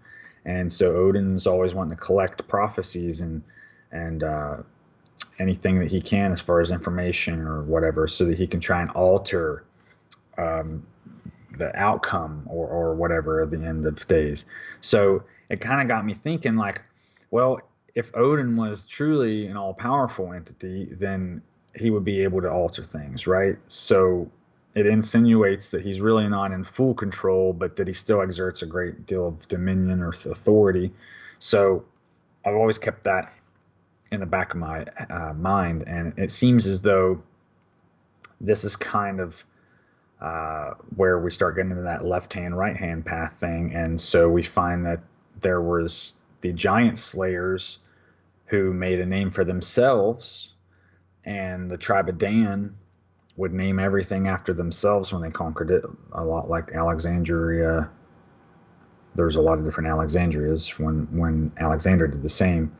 So they promoted their own name, and their leader would wed to the goddess Danu each year around the time of Halloween, actually, which is opposite summertime. So you see that there's like this difference in the seasons with the spirit that they consort with. So rather than go with Yahweh, they go with this person, this entity known as Danu. But anyway, it would seem that the tribe of Dan is still associated with being a judge over the other tribes. And so that could be why we don't see them in the 144,000. It's because they were the first to fall into idolatry. And being in the northern part, we can see that maybe that's why Judgment is associated with the north. And so these characters are coming back, it seems. And so Odin, the pain of childbirth, acute pain, severe agony, a snare, akin to Odin, a pang or a throw, especially in childbirth. So bear in mind, no pun intended, that we're talking about the sudden destruction that's coming is likened into childbirth and labor pains. And so again, when they say peace and security, we're talking about how, I think I got one more link here on the Salem. Yeah, here we are. So we're talking about the 7 pieces. It's really significant in my opinion. So, oh yeah, this is what I was hoping for. I got the map here. So we got Salem, Oregon, Salem, Idaho, Salem, Wyoming, Salem, Nebraska, Salem, Missouri, Salem, Kentucky, Salem, South Carolina, and that's where it exited the ocean here at the 33rd degree parallel. Started in the 33rd state, exits at the 33rd parallel there with Israel over here at the 33rd parallel where the sun began to go down as it began here. So if that's not all divinely orchestrated, I mean, folks, there's got to be a point at which you can't have too many coincidences. I mean, this was already awe-inspiring before I knew all this, but like that right there is just crazy to me. So the second one's going to come down through here, and I think it crosses at this town in, it may not be Salem, but I think it crosses here in Missouri somewhere, like right around here. So there'll be an X across the United States. Did I share this yet? I don't think I did. Not that one. We need that one. Bring it. All right, so I really think it's worth looking into this, because if you are shown something that maybe I've missed or we haven't heard or discussed, it'd be really helpful if you could share this in the Discord. But anyway, it's kind of a short article. I just wanted to show that right there. I'm going to leave this one up, though, because I've been looking for that. Okay. Oh, yeah, I skipped ahead too much. And so, again, remember the Day of the Lord is associated with this Odin, this branch type character. We have these different themes here to keep in mind. Here's 2 Thessalonians 1. Okay, let's see here. I actually forgot which verse it was. 5 or second 1. Okay. All right. I didn't actually have the verse ready. I'm sorry. I don't know which one it was. Give me a second here. I'm just going to start right here. Christ is coming. Which, verse 5, which is a manifest token of the righteous judgment of God, that ye may be counted worthy of the kingdom of God, which ye also suffer, seeing it is a righteous thing with God to recompense tribulation to them that trouble you, and to you who are troubled, rest with us in the sheepfold gate, when the Lord Jesus shall be revealed from heaven with his mighty angels. That's the twinkling of an eye, like we were talking about a little bit ago. And flaming fire, taking vengeance on them that know not God, as it refers to in Matthew 10:33. If you deny him on earth, he'll deny you in heaven, right? And that those who obey not the gospel of our Lord Jesus Christ, who shall be punished with everlasting destruction from the presence of the Lord and from the glory of his power, when he shall come to be glorified in his saints, and to be admired in all of them that believe, because of our testimony among you was believed in that day. Verse 11, wherefore also we pray always for you, that our God would count you worthy of this calling, and fulfill all good pleasure of his goodness, and the work of faith with power, that the name of our Lord Jesus Christ may be glorified in you, and ye in him, according to the grace of our God and the Lord Jesus Christ. Of course, it talks about here how we are bound to thank God always for you, brethren, as it is meet, because that your faith groweth exceedingly, and the charity of every one of you all toward each other is aboundeth. So we're going to have to really exercise charity toward one another in these days that are coming. I mean, people don't have jobs, for instance, and so on and so forth, so that we ourselves glory in you in the churches of God for your patience and faith in all your persecutions and tribulations that you endure, just like it talks about in 1 Peter 5:8-9, that everybody's going through those tribulations alone. And let's see, I already got that one. This was Mark 13. So again, another mention of the Odin. And so I thought I highlighted it. So pardon me. I tried to prepare these things as best as I could. Oops. Clicked find in the wrong window there. Okay, there we go. Okay, so this is a cognate of Odin, Odanan, and so birth pains, again, are mentioned here, and this is with the times of earthquakes, like we were sharing here, famines. I've been hearing stories that the government's paying subsidies to farmers to destroy their crops. Why ever would they want to do something like that in a time like this? Well, possibly to control the food supplies, right? It's like, well, we're not doing a good enough job creating havoc. Let's manufacture famine. So a lot of these things are being staged, to be sure. But, don't forget that even the name Fauci refers to sickle. So just remember that you can recognize them by their fruits, and that's why we do these decodes, so that you can kind of see. And I think that this is where the one-eye symbolism really gets its start too, because remember, Odin has one eye, and so they're kind of worshiping this destruction. And the eye of Horus. Yeah, they're worshiping this destructive element. It wasn't just Odin that had one eye, but we see here when we get into the other tales with the Tuatha Danaan that they were even battling against Balor, who had one eye. So he comes up briefly later.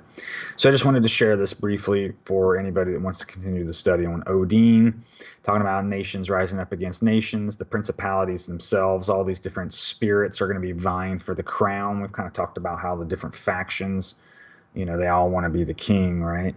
All these different bloodline feuds and such. And how, Babylon, modern day Babylon, United States of America is the modern day melting pot. And so melting pot is a metallurgy term. So again, remember the the world empires in Nebuchadnezzar's dreams were all metal. And so, here we are again today, mixing all the metals together, all the different kingdoms, all the different blood. And it's saying here, hey, it's not going to mix. Something's going to happen, and it's going to be the harbinger of some destruction. But it's not going to stop them from attempting it.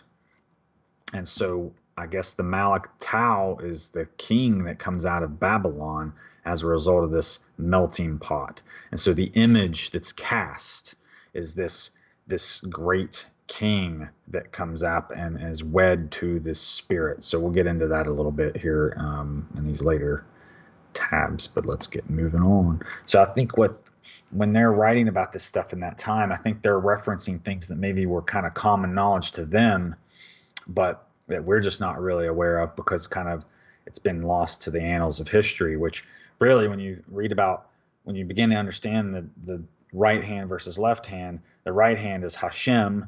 That's Shem means name. Shem means fame. So you're being preserved in the book of life by serving God in the right hand of God, the harpazo arm of God.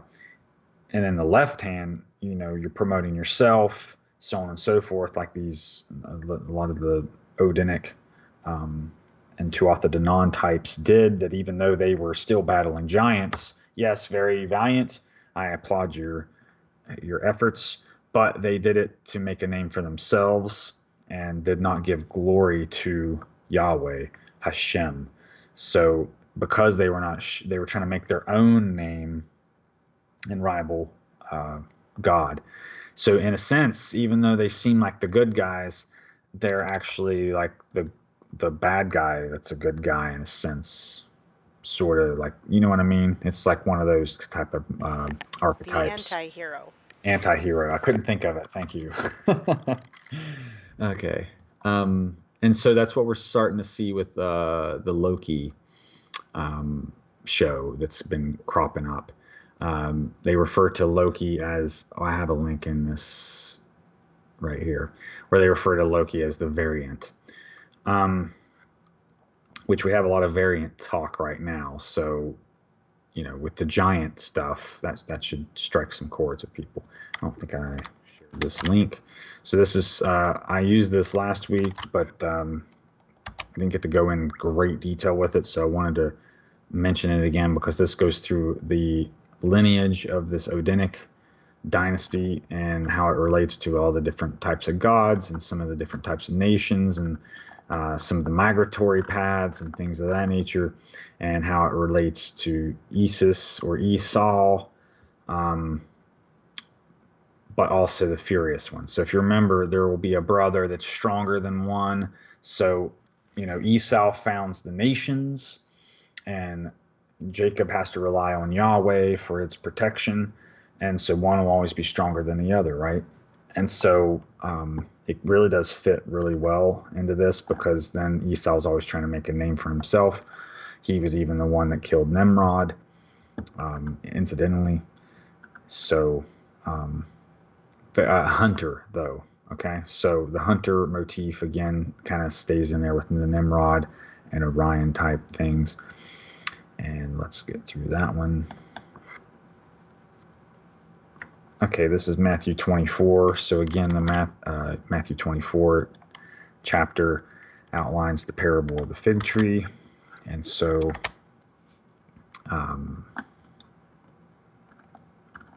pardon me, get back up here to where I need to be. It's talking about the destruction of the temple. So this is when they're telling him to look at all these buildings, and let me see if I can. This is in the interlinear, so it's a little hard to read, but let me find where it's just going to Odin. Oh. And so you see it's the cognate again of Odanon, again, birth pangs. And so it talks about the beginning of birth pangs. So mind you that, we haven't even really, there are famines, there are earthquakes, there are rising up against nation. So, we could already have seen the beginning of these birth pangs. But it could also get worse, and then we could still see this come, because it talks about the woes also. In fact, the king of the cicadas in Revelation 9, or it comes out of the pit, referred to as a woe. So there's waves of these plagues, as it were. And so it's not just a one-time thing. Okay, so this discusses the witnessing to all the nations. I wanted to point this out too, because I think, yeah, cool. So the video right after this is a lady scything. And so I wanted to show this because it talks about preaching to the four corners of the earth.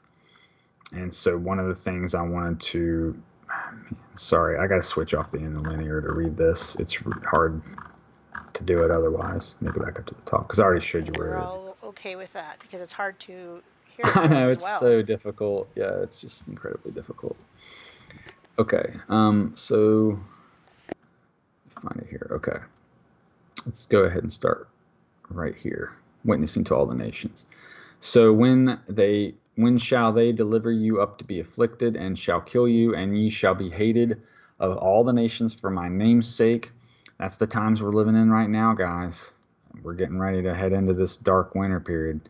And then many shall be offended, and shall betray one another for a bounty, perhaps. Remember that. And shall hate one another, and many false prophets shall rise, and shall deceive many. And because iniquity shall abound, and love of many shall wax cold. This all started with the mask mandates. You can't even get close to people now. Everybody already acted weird to begin with, but like, it's palpable. I've been able to tell since it all began that the love of many has waxed cold. And it'll never be the same again. I mean, we've got generations of children growing up with masks on their faces now. Sorry, I digress. Verse 13. But he that shall endure unto the end, the same shall be saved. And this gospel of the kingdom shall be preached in all the world for a witness unto all the nations, and then shall the end come.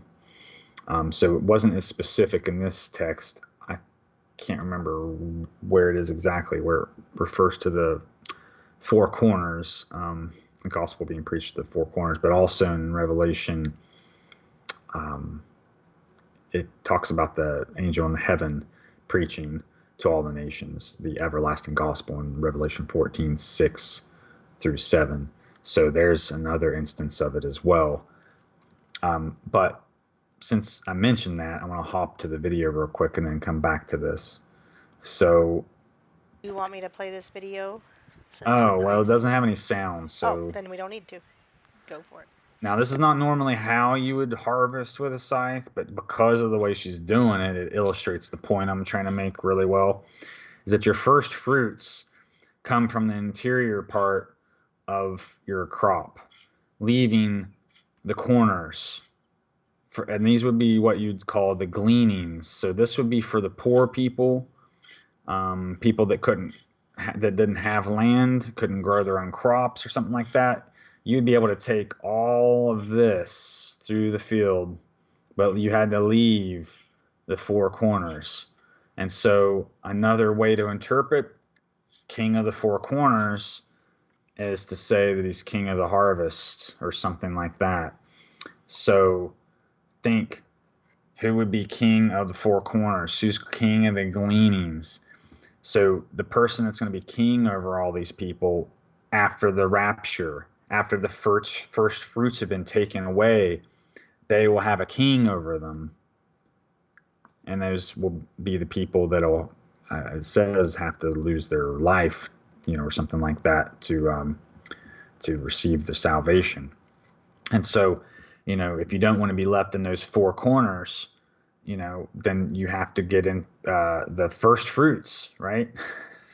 So I think that when it's talking about those who will be in travail, those who have to be going through this period of time, I think some of these are messages to the people that are going to have to be going through that, because there will be people saved through that period of time. It's just a very interesting thing I wanted to point out because it is likened into a harvest. Oh, sorry, I got ahead of myself. And so the abomination of desolation is always a time to watch for, because that's when their temple is made desolate, and that is what is basically a prerequisite for being led into captivity, because they weren't led into captivity while the temple was standing. The Spirit would basically protect them. It provided like a ward.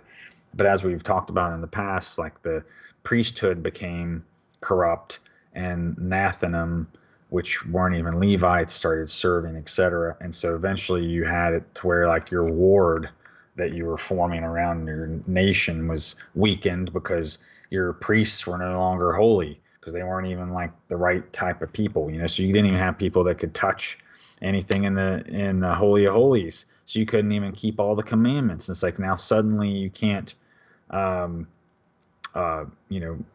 maintain the relationship with Yahweh that you once had. So these things happen time and again.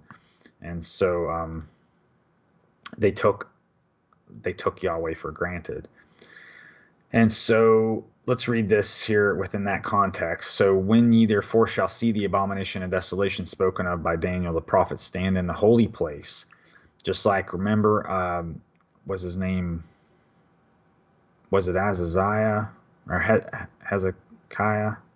Can't remember his name. We talked about him a few weeks ago, but he was that king. Not sure. You got me. I think it was Azaziah. There was a king that went into the Holy of Holies and lit incense, remember? And then he was stricken with plague on his forehead, right? So we're talking about this. We're talking about this wound that is received, right? A mortal head wound that's received.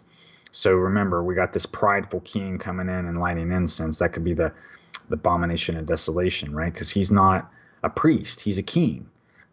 Doesn't have the right blood type to be mingling. And so let's continue here. Let him which is on the housetop not come down to take anything out of the house, neither let him which is in the field return back to take his clothes.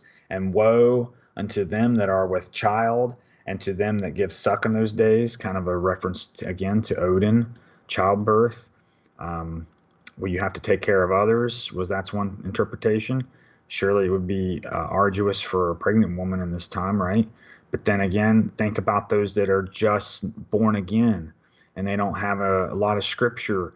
They don't have a lot of fruit in their temple, in their mind. They don't really understand what's going on, right? So a lot of people are going to be confused in those days, which are now. And so, that's why it's important to kind of share the scripture with them so that they can pursue it on their own. I think the parable of the fig tree is great to start with, because that's what Christ told you, learn a parable of the fig tree, because for whichever generation it was meant for, that way you'd be able to recognize the signs of the times, right? So I think that was the whole purpose of it, and it helps to unlock a lot of this so that you're not caught unaware, right? And so let's see here. So, but pray ye that your flight not be in the winter. So remember, the Nimrod Christmas holiday is in winter. They're talking about the dark winter. In the video game The Division, they call it that there was this outbreak of virus and stuff. Like this guy engineered what they call an omnivirus, which is when they mix all the viruses together to create a more lethal and communicable virus. The same plot in the Utopia story, when they mixed all those viruses together in that.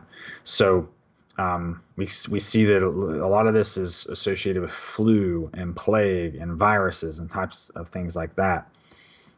So I would say that this could very well qualify for American Art Temple desolate, because what do they have to do to create those things? They have to mix different kingdoms of species together.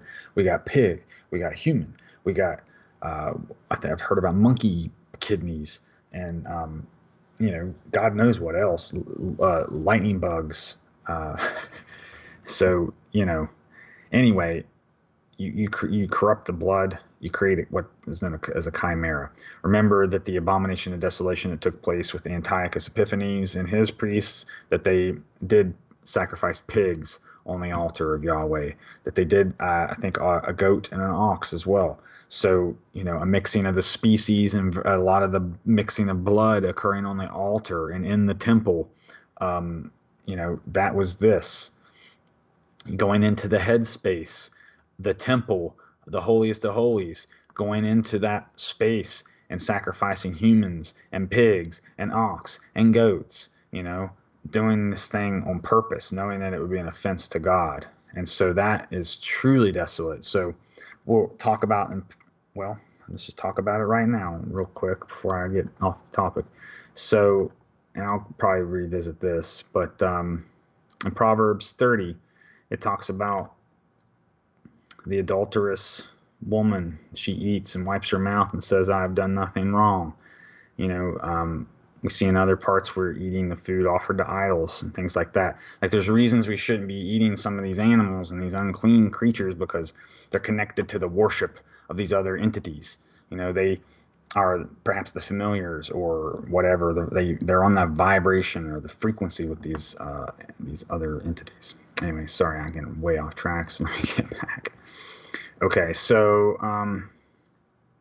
as you can see, we're in a crazy times, right? And so, except those days be shortened, there should be no flesh saved, but for the elect's sake, those days shall be shortened, just like the days of Noah when the flood occurred. There was a mixing of the species and all sorts of sins and transgressions occurring, a lot of it involving the giants. Verse 23, then if any man shall say unto you, lo, here is the Christ, or there, believe it not, for there shall arise false Christs and false prophets, and shall show great signs and wonders, insomuch that if it were possible they shall deceive the very elect. Behold, I have told you before. So he's telling you now because he saw the vision of the future. He was like, hey, this is how it's going to be, folks, and I'm telling you right now, so when it does happen, you can remember this moment. Meow. Right, meow. Yeah. And this is the thing. People are waiting for signs and stuff, but this is not the type of sign you want to be waiting for. If you have to wait and see to believe it, it's already too late, because then are you even saved at that point? And then you have to sit and wonder, well, like, what's, you don't even know what being saved means. And it's like, he's telling you right now, folks, get into the sheepfold gate. And that the way is narrow, So he's got his own way through the chaos, and that's the way we should be taken.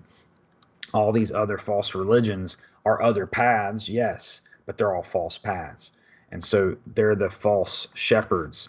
And some of them are idol shepherds standing around in the marketplace. In Matthew 20, we read about the parable of the vineyard and how he goes to the town square to seek out laborers. And you got these people just standing around. And, so are they idol shepherds? Or are you going to find them out there already working, and doing what they already know what they're supposed to be doing? They're fruitful because they're literally gathering fruit. They're saving souls. And so that's what we're to be doing.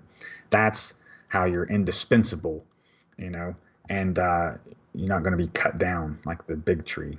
And so, sorry, wasn't finished with Matthew here.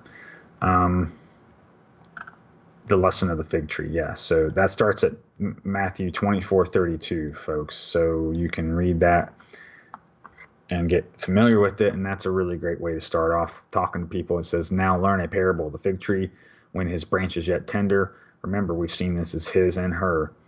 And putteth forth leaves. You know that summer is nigh. We're in that period right now, I think, that he's referring to. So likewise, ye shall see these things, know that it is near, even at the doors. Well, we're talking about the sheepfold gate, the temple doors. It has doors as well. Verily I say unto you, this generation shall not pass till these things be fulfilled. Heaven and earth shall pass away, but my words shall not pass away. So he's saying, I've already seen the end. So I'm telling you that this stuff won't happen till these things happen. So very concise, short way to kind of intrigue somebody and get them kind of started on the path to learning themselves what all that means. It says, be ready at any hour. So people are always saying it could happen at any moment, right? Well, yes. So doctrine of, I think they call it imminency or something like that, imminent return. But out of that day and hour knoweth no man, no, not the angels of heaven, but my Father only. But as the days of Noah were, so shall also the coming of the Son of Man be. Just like I think that was the 17th day of the second month is when the flood began, I think. For as in the days of Noah before the flood, they were eating and drinking, marrying and giving in marriage, until the day that Noah entered into the ark, or in our case, the sheepfold gate, and knew not until the flood came and took them all away. So shall the coming of the Son of Man be. Then shall two be in the field, and one taken and the other left. Two women shall be grinding at the mill, and one taken and the other left. Watch thee therefore, for ye know not what hour your Lord doth come, the owner of the vineyard. But know this, that if the good man of the house had known, in which watch, and I think it means to say which hour to watch for the thief would come, he would have watched, and if not, suffered his house to be broken up. Therefore be also ready, for in such an hour as ye think not, the Son of Man cometh. So again, we could think we know, right? But we're only going to know the season. We don't know the specifics. Who then is a faithful and wise servant, whom his Lord hath made ruler over his household, to give them meat in due season? Blessed is that servant, whom his Lord, when he cometh, shall find so doing. Again, find you laboring. Laboring is like a double entendre, because we're laboring for the kingdom to come, but also in the Odin sense, right? Verily I say unto you that he shall make him ruler over all his goods. And if an evil servant shall say in his heart, my Lord delayeth his coming, and shall begin to smite his fellow servants, and to eat and drink with the drunken, the Lord of that servant shall come in the day when he looketh not for him, and in an hour that he is not aware of, and he shall cut him asunder, death, the scythe, and appoint him portions with the hypocrites, and there shall be weeping and gnashing of teeth. Like people saying, well, when it's saying, depart, for I never knew you. Well, I was doing this in your name, and that, and this, that, and the other. And he says, you're a worker of iniquity, and depart, for I never knew you, because you were doing those things to glorify yourself and not Hashem. And so that, again, is the difference of the left-hand path and right-hand path. So, again, imagine these mighty Odinic warriors, and they're in their pride saying, well, we've done all this stuff for you, why are you being this way? But he's like, hey, you knew my ways, and you denied them. So if he did show them favor, they would say it was their own doing, you see, and so we can't be having that. And so let's move on here to, this is an interesting article about the Odin, tribe of Dan type stuff. I'm not going to read all this, of course, put you guys through that. But the name Dan is short for Woden, Odin. I didn't really ever draw that direct comparison. But Link, did you drop it already? Or am I not seeing it? Oh, sorry, I didn't hit enter. Okay, so I'm going to start around here. The mythical King Dan is in legend the founder of Denmark. However, the real name was not Woden, Odin, or even King Dan the First. These names were actually titles or assumed names that were derived from the Hebrew word Adonai. My lords from Adon, lord, owner, or master. The singular form of Adonai, my lord. This was used by the Phoenicians for the god Tammuz, and is the origin of the Greek name Adonis. Jews only use the singular to refer to a distinguished person. The plural form is usually explained as pluralis excellente. The pronunciation of the Tetragrammaton can be avoided came to be avoided in the Hellenistic period. Therefore, Jews use Adonai instead in prayers and colloquially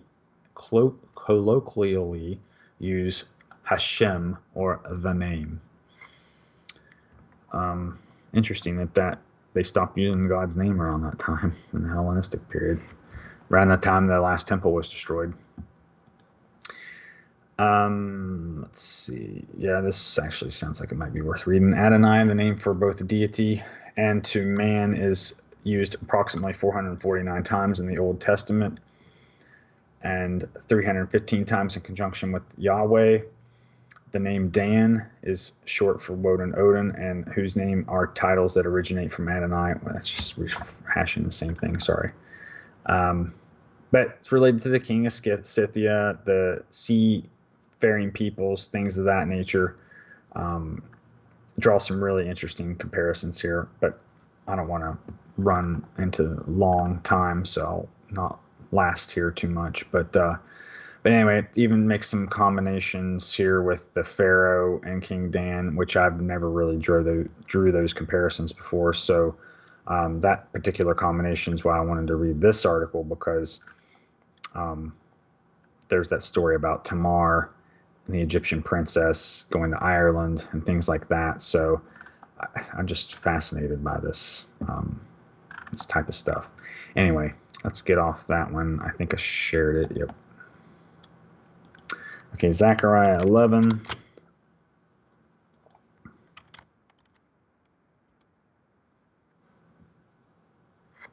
Okay, so we're talking about shepherds and stuff, right? So I didn't get the full one, sorry. I think I left it so I would know what verse I was wanting to focus on. Okay, let's start here with 30 pieces of silver. Actually, no, sorry. Let me go up here because this is more concise. The doomed flock, open thy doors, O Lebanon, that the fire may devour thy cedars. Howl, fir tree, for the cedar is fallen, because the mighty are spoiled. Howl, O ye oaks of Bashan, for the forest of the vintage is come down. There is a voice of the howling of the shepherds, for their glory is spoiled. A voice of the roaring of young lions, for the pride of Jordan is spoiled. Thus saith the Lord my God, feed the flock of the slaughter, whose possessors slay them, and hold themselves not guilty. And they that sell them say, Blessed be the Lord, for I am rich. And their own shepherds pity them not. For I will no more pity the inhabitants of the land, saith the Lord. But lo, I will deliver the men, every one, into the neighbor's hand, and into the hand of his king. And they shall smite the land, and out of their hand I will not deliver them, their king. So, again, I think there will be this king rises up after the first fruits are harvested. Maybe the locust king comes then to consume what's left. I guess could be one way to interpret it. But they won't be able to attack the people that have the mark of Yahweh, the green mark, I presume. Again, funny how the name they're giving the passports are the green passport, right? They're trying to mimic the spiritual passport, if you will. We got the spiritual passport, folks, to go to heaven, and they're trying to mimic that. And verse 7, I will feed the flock of slaughter, even you, O poor of the flock, and I took upon me 2 staves, the one I called beauty, and the other I called bands. What? I never did. Okay, so remember he talks about Orion and the bands of Orion, and we talked about the bands of the tree. So, man, that's just so cool. So it's like Beauty and the Beast. All coming together. Yeah, so he's got his right hand and left hand here he's working with. So 3 shepherds also I cut off in 1 month, and my soul loathed them, and their soul also abhorred me.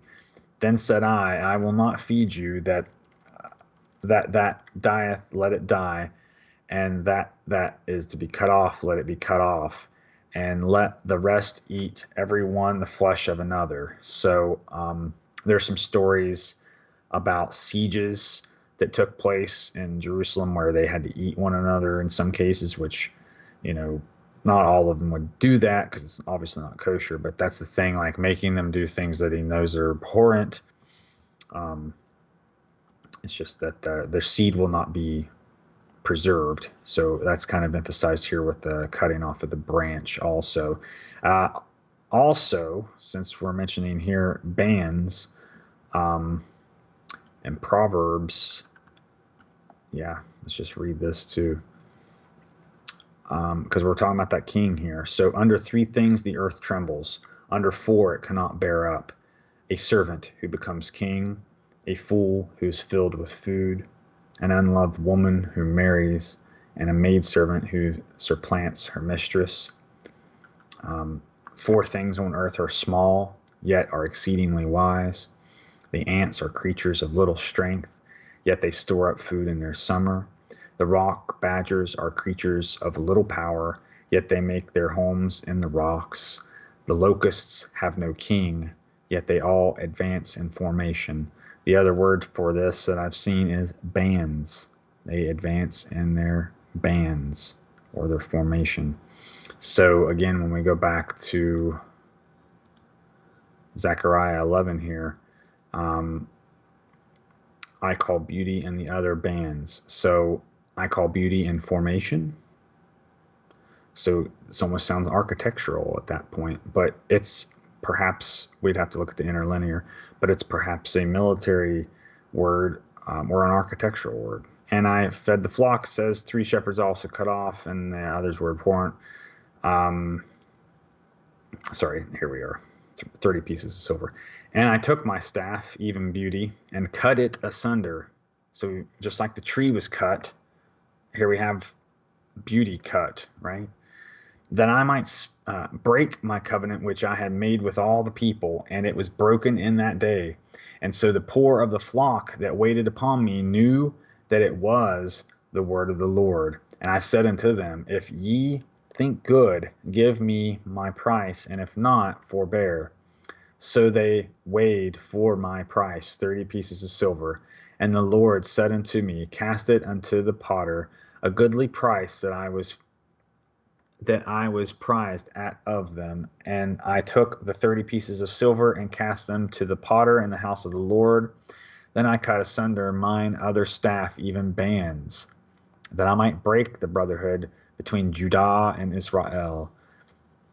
Verse 15, and the Lord said unto me, take unto thee yet the instruments of a foolish shepherd. For lo, I will raise up a shepherd in the land, which shall not visit those that be cut off, neither shall seek the young one, nor heal that which is broken, nor feed that standeth still. But he shall eat the flesh of the fat, and tear their claws in pieces. 17. Woe unto the idle shepherd that leaveth the flock. The sword shall be upon his arm, and upon his right eye, and his arm shall be clean dried up, and his right eye shall be utterly darkened. So I just found this really profound, because these idle shepherds that are taking advantage of people in congregations, preaching false doctrine, just grifter types or whatever, they're all going to be really shocked, So that's what it's talking about here. And so let's continue on. But man, this is really profound with the bands and the rods being cut and stuff. This is really interesting, because remember, he'll join those two together again to prove that he is God.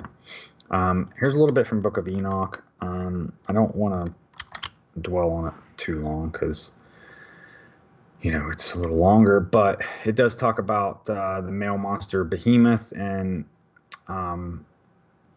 being in the invisible wilderness. And so you got your association here with the wilderness. So you can kind of relate this to Azazel a little bit, because it seems as though the invisible wilderness is kind of a reference to the desert. And so the beast of the earth comes from the desert, and your behemoth is there then, which is where Azazel is. Your other then is your beast of the sea, which is Leviathan. And so it's supposed to be in the uttermost parts of Egypt, which you would think drop the link. You'd think would be down south, but when you actually look for Leviathan in the water, you'll find it in the Leviathan gas field right off the coast of Israel. So, you know, maybe it's actually in the Euphrates, but you'll find it off the coast of Israel. And of course, that's a hot topic. It's possibly going to be something that causes war. You can also read about how Jehovah talks about how he puts hooks in the jaws of these nations and draws them into the controversy. And so these gas pipelines and oil pipelines, these are things we should really be paying attention to, because they're kind of like the pulse, if you will. I mean, there's literally oil pulsing through them, folks. So like they're kind of like our fingers on the pulse of these things. So, you know, you got the pipelines shutting down or restarting, etc. You know, you got the Russian ones, the German ones, the Canadian American ones. You know, there's a lot of different pipelines to keep our eyes on, but there's the one in the Leviathan oil field at 3301 north by 3301 east. You can find it there. In fact, I may as well just do it now.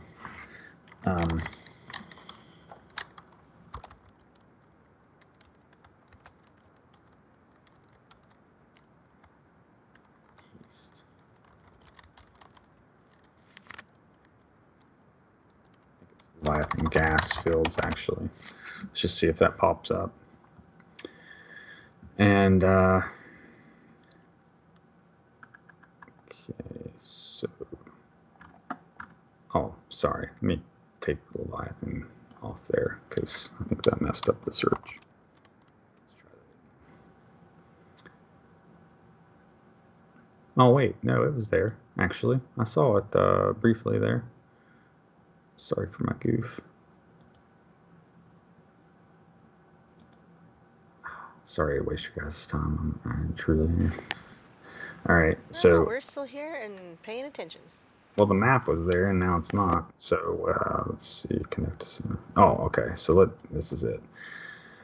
Oh my! I didn't notice that it was named Aries. That's kind of strange.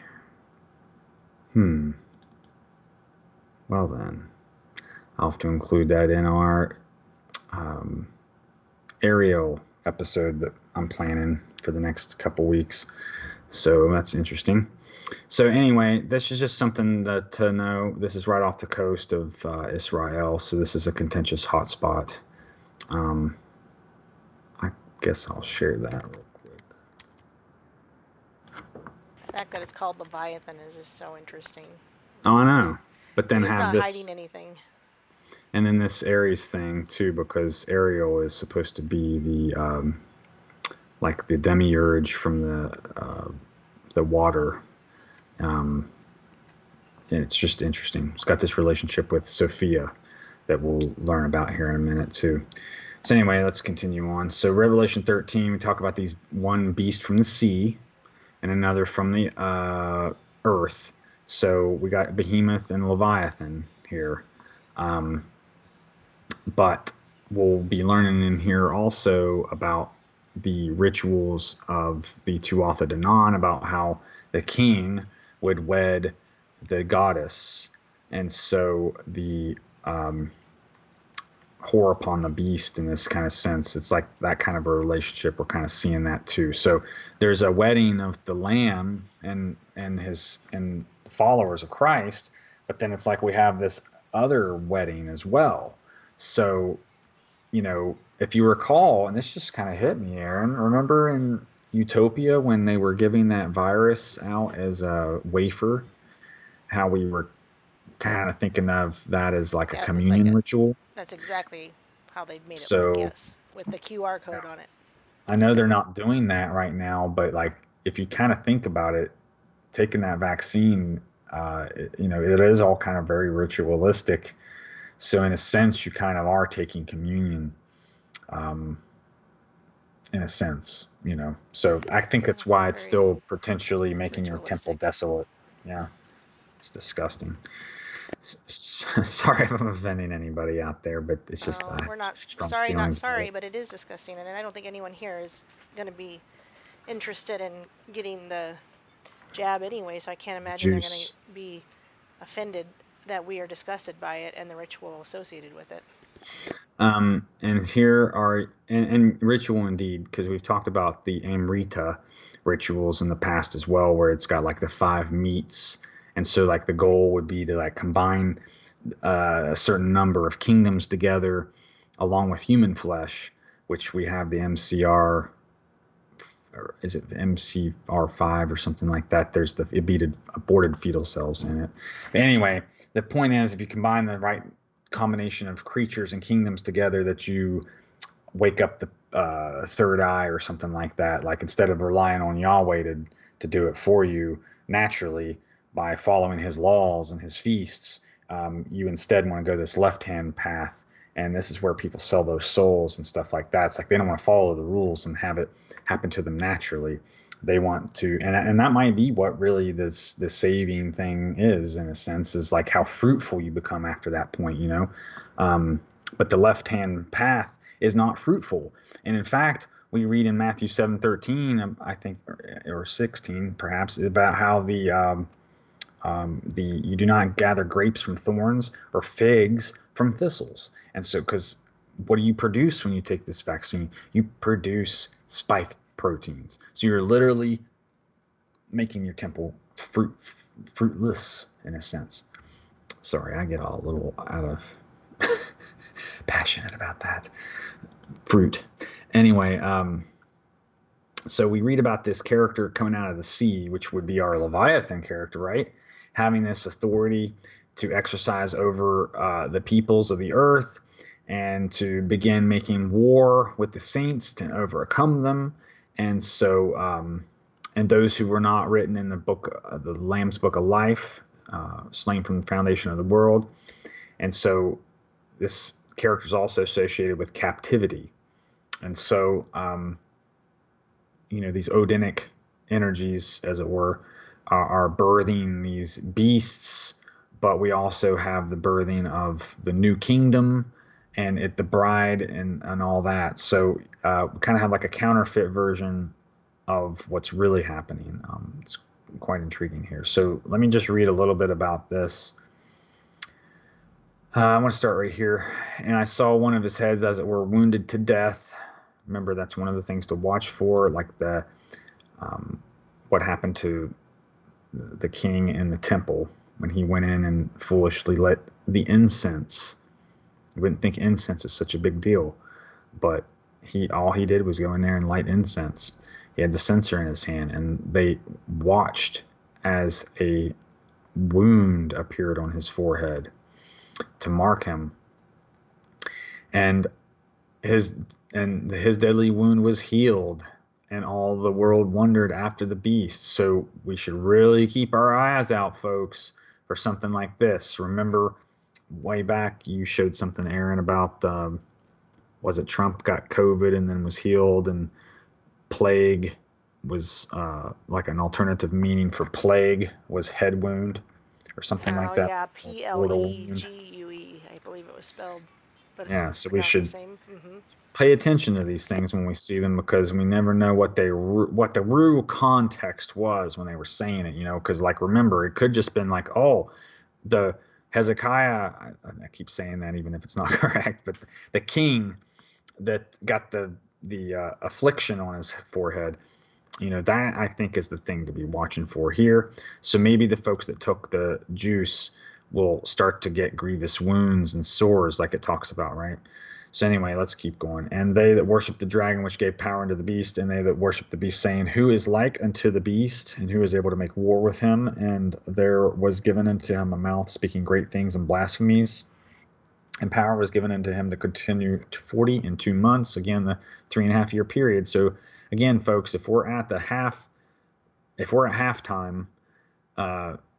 you know, then we're about to see the main event, if you will. So the remaining 3.5 years of this period could be when we have to see these beasts, perhaps. And then he opened his mouth in blasphemy against God, to blaspheme his name and his tabernacle, and he that dwell in heaven. So I've heard Obama, I think, say that they didn't need God when this pandemic thing was going on, like people talking about how they didn't need God, that they just needed to have lockdowns and vaccines and stuff. And we've been hearing this talk about how they're comparing the vaccine to Christ, calling it the cornerstone, calling it salvation, putting get vaccinated on the Christ the Redeemer statue, stuff like that. So use your spiritual eyes and pay attention to this kind of stuff. And then it was given unto him to make war with the saints. That's what they're doing now, going door to door, folks, and then overcome them. And power was given to all kindreds and tongues and nations. And all that dwell upon the earth shall worship him, whose names were not written in the book of life of the Lamb slain from the foundation of the world. If any man have an ear, let him hear. Ear like an ear of corn. Remember, they're always shown corn in these movies and stuff nowadays.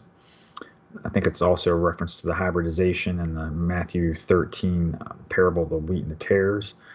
He that leadeth into captivity shall go into captivity. So if you're an idle shepherd and you lead into captivity, meaning that you're not familiar with the laws of God and you're not preaching the gospel, you're just preaching your own way, you're preaching a prosperity gospel or some other nonsense, well, guess what? The fruits that you're teaching are probably coming from these spirits, these unclean type spirits. And so if you're leading people into captivity with these spirits, then it says you will be led into captivity. He that killeth with the sword must be killed with the sword. So it's that eye for an eye type stuff. There is a divine law, and it will be exercised here directly, because we're in that period of mercy and grace right now, but that time is coming to a close. And here is the patience of and the faith of the saints. But that same very thing that's such a terrible thing at the same time, that's also a good thing, because there's judgment for those that didn't accept Christ. And so it's a bit of a purification, I guess, in a sense, but it's a terrible time, folks. And so the beast of the earth then makes his appearance. And so I beheld another beast coming up out of the earth, and he had two horns like a lamb, and spake as a dragon. And he exerciseth all the power of the first beast, and causeth the earth and them that dwell therein to worship the first beast, whose deadly wound was healed. And so this is what's interesting to me, is that even though this beast looks like a lamb, it would seem as though you're a beast of the earth coming from the desert. You're a Zazzle type.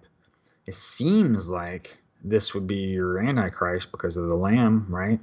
But he's saying that he's insisting that you guys worship the first beast. So it would stand to reason then that maybe this is the Antichrist, and then this is your false prophet. Which is interesting, because this is the one that enforces the mark, which is associated with commerce.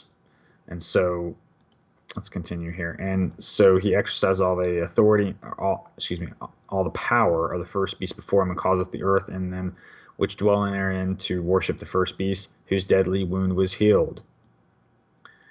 And so this would be a king. He's wanting you to worship a king, it would seem, if that's following the archetype, right? And he doeth great wonders, so that he maketh fire come down from heaven on the earth in sight of men. So basically think of this person as being like one of Pharaoh's magi. He's like Pharaoh's right-hand man, or left-hand man, I guess you could say. And so we'd have a pharaonic king and his seer or priest. Okay, and he deceiveth them that dwell on the earth by means of those miracles which he had the power to do in the sight of the beast, just like Pharaoh's magi, remember, with Erin and that story, saying to them that dwell on the earth that they should make an image to the beast, which had the wound by his sword and did live. So until we did the study on David numbering his people and learning that the pestilence and the killing of 70,000 Israelis by the sword of the Lord that plague was indeed the weapon associated with the sword of the Lord. So wounded by the sword and did live. So he that is wounded by the pestilence and does live. Pretty remarkable possibility there. And so continuing here on verse 15, and he that had power to give life unto the image of the beast. Remember, we're talking about this giant thing that they're going to animate, and people can become the image of the Enza, that the image of the beast should both speak. It's going to be doing that, folks, and cause that as many as would not worship the image of the beast should be killed. Sounds like they might want us worshiping a giant at some point. Who knows? That would make a lot of sense. I'm sure. What are they? Oh, I'm glad I remembered. What's a nickname for the United States, Erin? America? The sleeping giant. I didn't know that. Oh yes, for many, many years it's been known as the sleeping giant. I think it's a World War One or a World War II reference. Somebody in the chat knows. Counts me out like crazy. Hey, it's a cool cat. I don't know what he wants. He's probably wanting to go cat around. It's like, hey man, feeling a little bit cooped up. Yeah, well, it's 102 degrees out, but he's got a. Gosh, I've given him a little hot. window in the basement that he can get in and out of that doesn't seem to heat up the basement at all, so he can go out if he wants to. Thank you, Jackie. So she confirms that it's a World War II reference. So think about it, folks. What happened around that time? Operation Paperclip. We get a bunch of scientists, and that's when all this doomsday stuff starts spinning. In a lot of ways, we get the fig tree nation begins at that time. So we got the sleeping giant and the fig tree nation kind of getting their start at the very same time. And it seems like the giant is finally starting to wake up, if you ask me.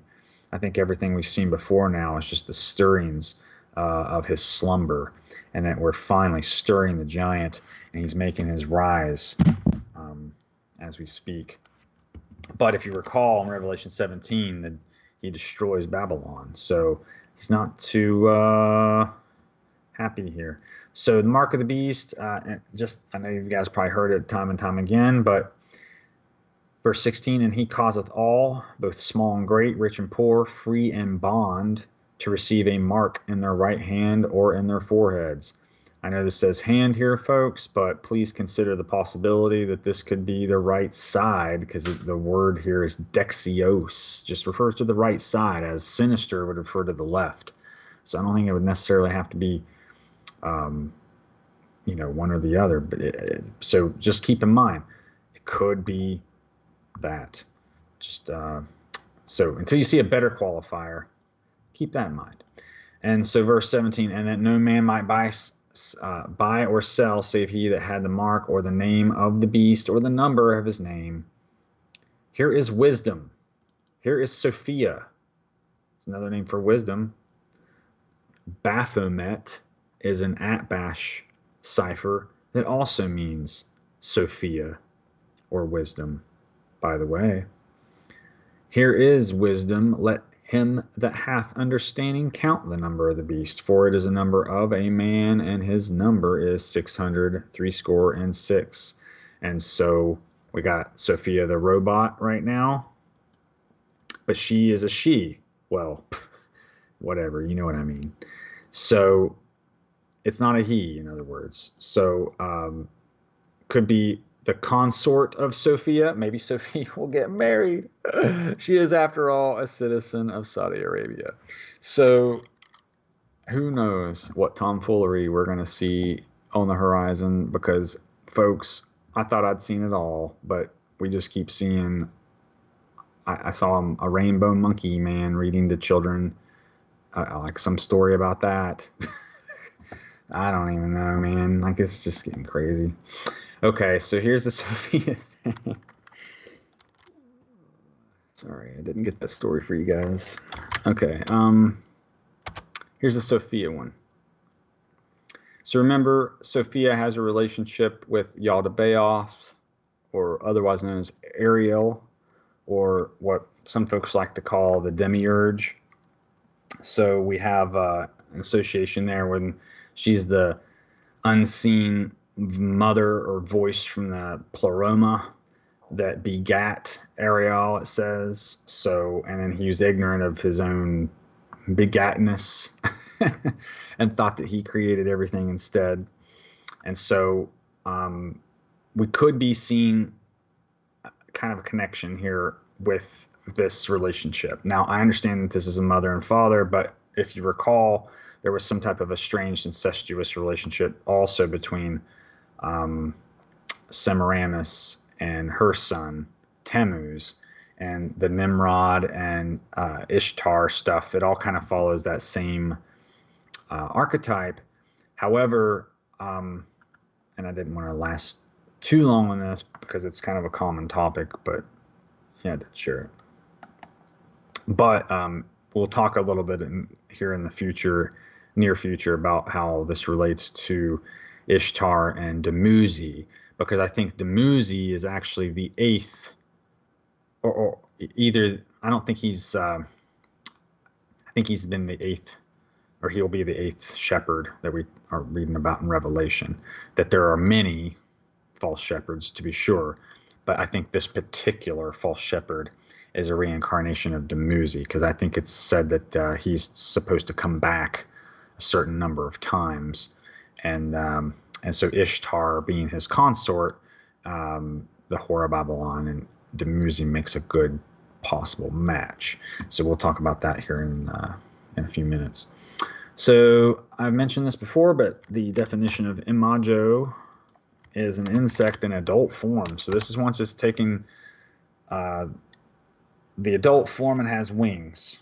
Okay, so remember we talk about a cicada or locust king in Revelation 9.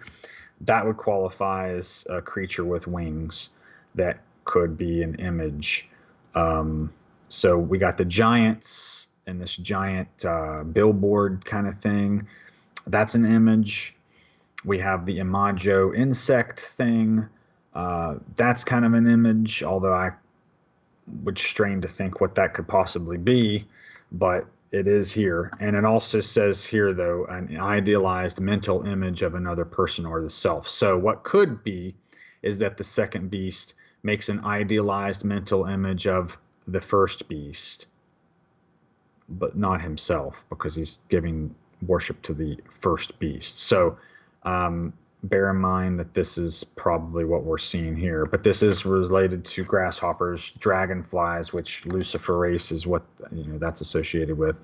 So even luciferase itself could be putting the image in your temple, you see. And that's one of the things that was done. Not only did they sacrifice the unclean animals in the temple when they destroyed it, but they put a statue of Jehovah in there on the altar.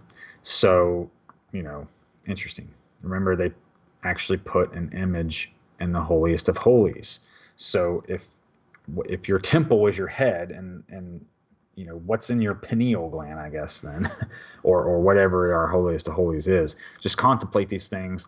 If the Holy Spirit shares anything with you, please give us some feedback.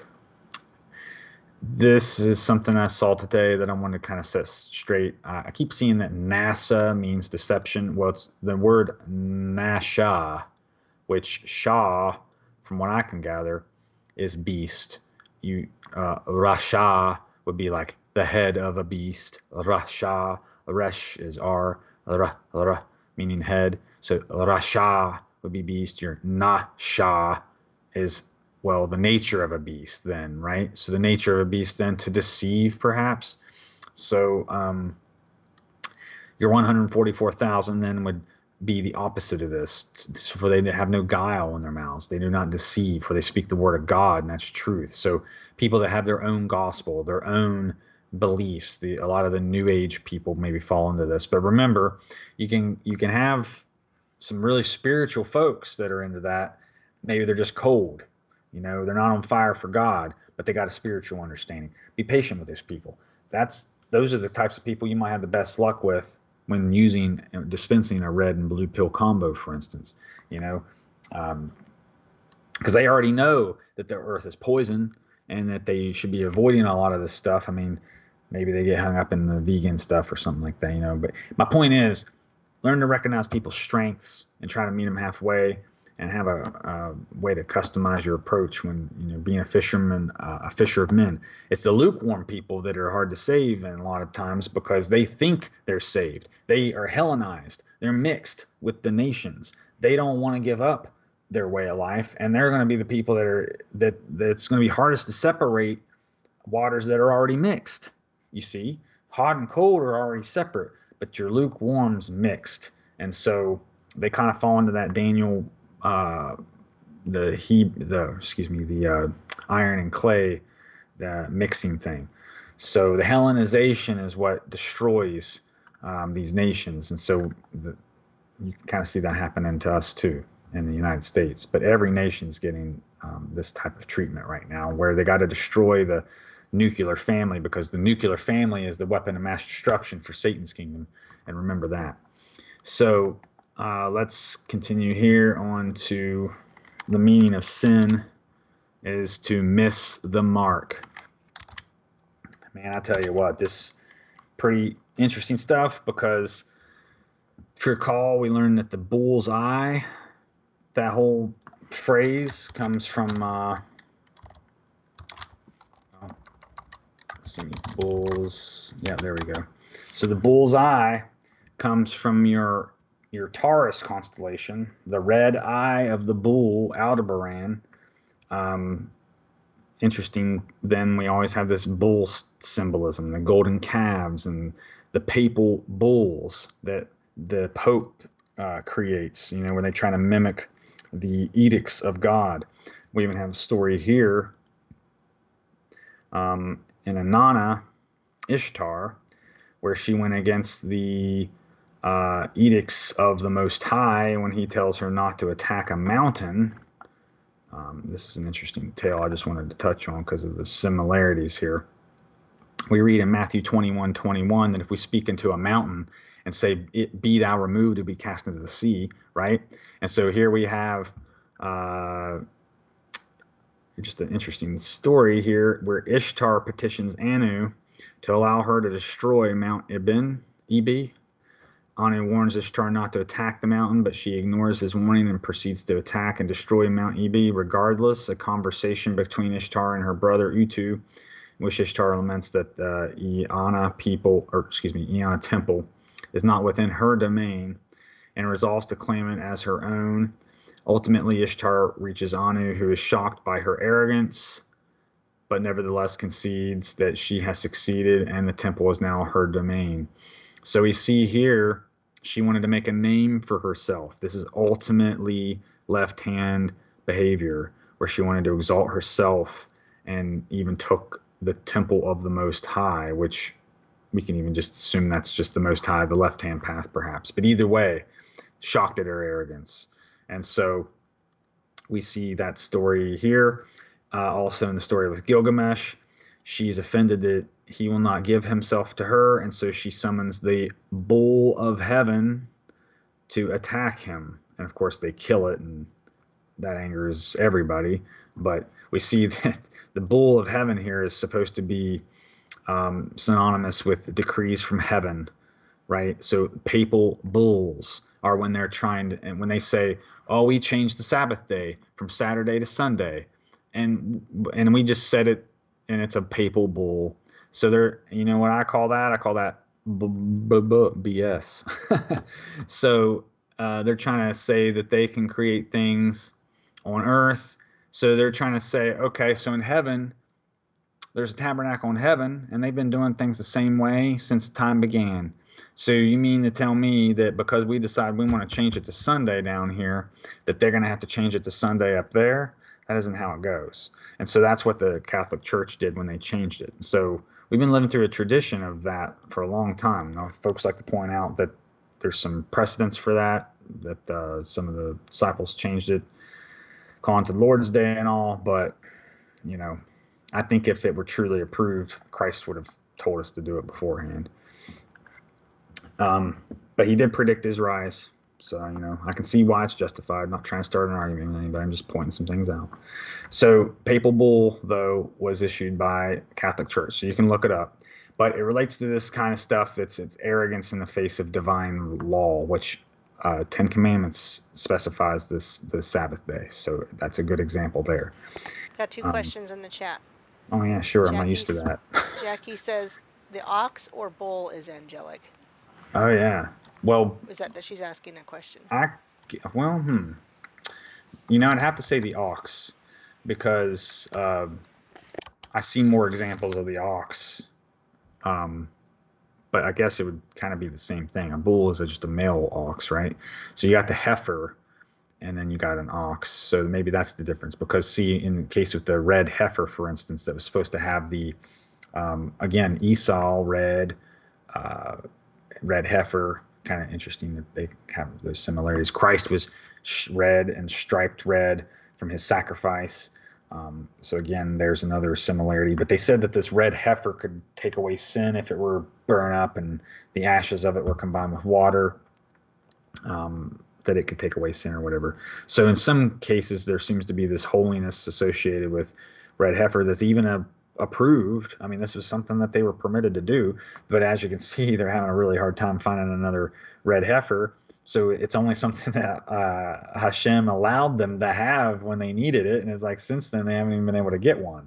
So it's kind of funny. And I think that it really just boils down to the genetic engineering thing. Like, they really won't be able to bring it back without transgressing God's laws in the first place, which is kind of why, like, when they do finally bring it back, it's going to be like, well, you already had to break rules to do this thing that you thought was good. You had to break rules, and it's like, you brought me a unclean thing in a sense. So I kind of think in the end they're going to be cutting corners to fulfill these things, and it's going to come back and backfire on them. So like, yes and no. Like, where's the beef? Is it real or is it fake? That would be the first thing. But you also see the bulls being called cherubims in some cases, and even Lucifer himself is referred to as a cherubim. So when we see the lamassu, or the bulls standing in front of the old Sumerian temples, which had very large entrances, mind you, probably for giants, but the lamassu were giant bulls with human heads, and they were just incredibly fierce creatures. So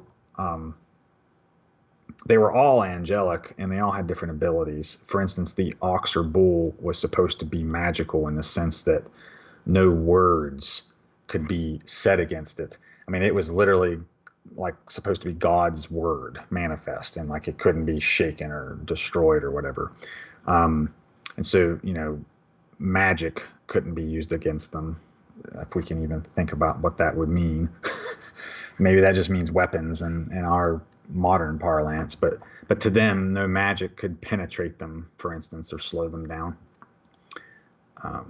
You said there was questions. Was there a second? Question was, is war during 7 years or after? That's from Brenda. Well, there's the rumors of wars, so I would say that there's already wars, but I don't think that they're on the scale that we're thinking of, like as far as like the judgment, is because we see with the stories of Lot, we got Sodom and Gomorrah to look at, we got Noah and all this to look at. Like, he doesn't want to destroy righteous people, and so I think that the large-scale war probably won't really take place until the rapture is over, because the whole point is for us to be in the sheepfold gate, right, protected. So whether that means that all the destruction will still happen around us and somehow we'll be supernaturally spared from everything that's occurring around us, that's one possibility, of course. And then there's the possibility that, I don't want to promote an alien thing, but that we were literally plucked up for a period of time while some things go down below, and then we're replanted. That is also entirely possible. And I could see that being entirely likely too, because they would want to blame the rapture on some alien stuff, and that would be a great way to galvanize the world against a common enemy, like Reagan was always talking about, even back in the 80s, about a common, I can't even remember, a common threat from beyond would make them forget all their differences or something like that. So I think what will happen is we'll have war, yes, but then there'll be something like that happens, and that'll be the thing that then they are like rally behind as the new like ultimate 9/11 false flag kind of thing.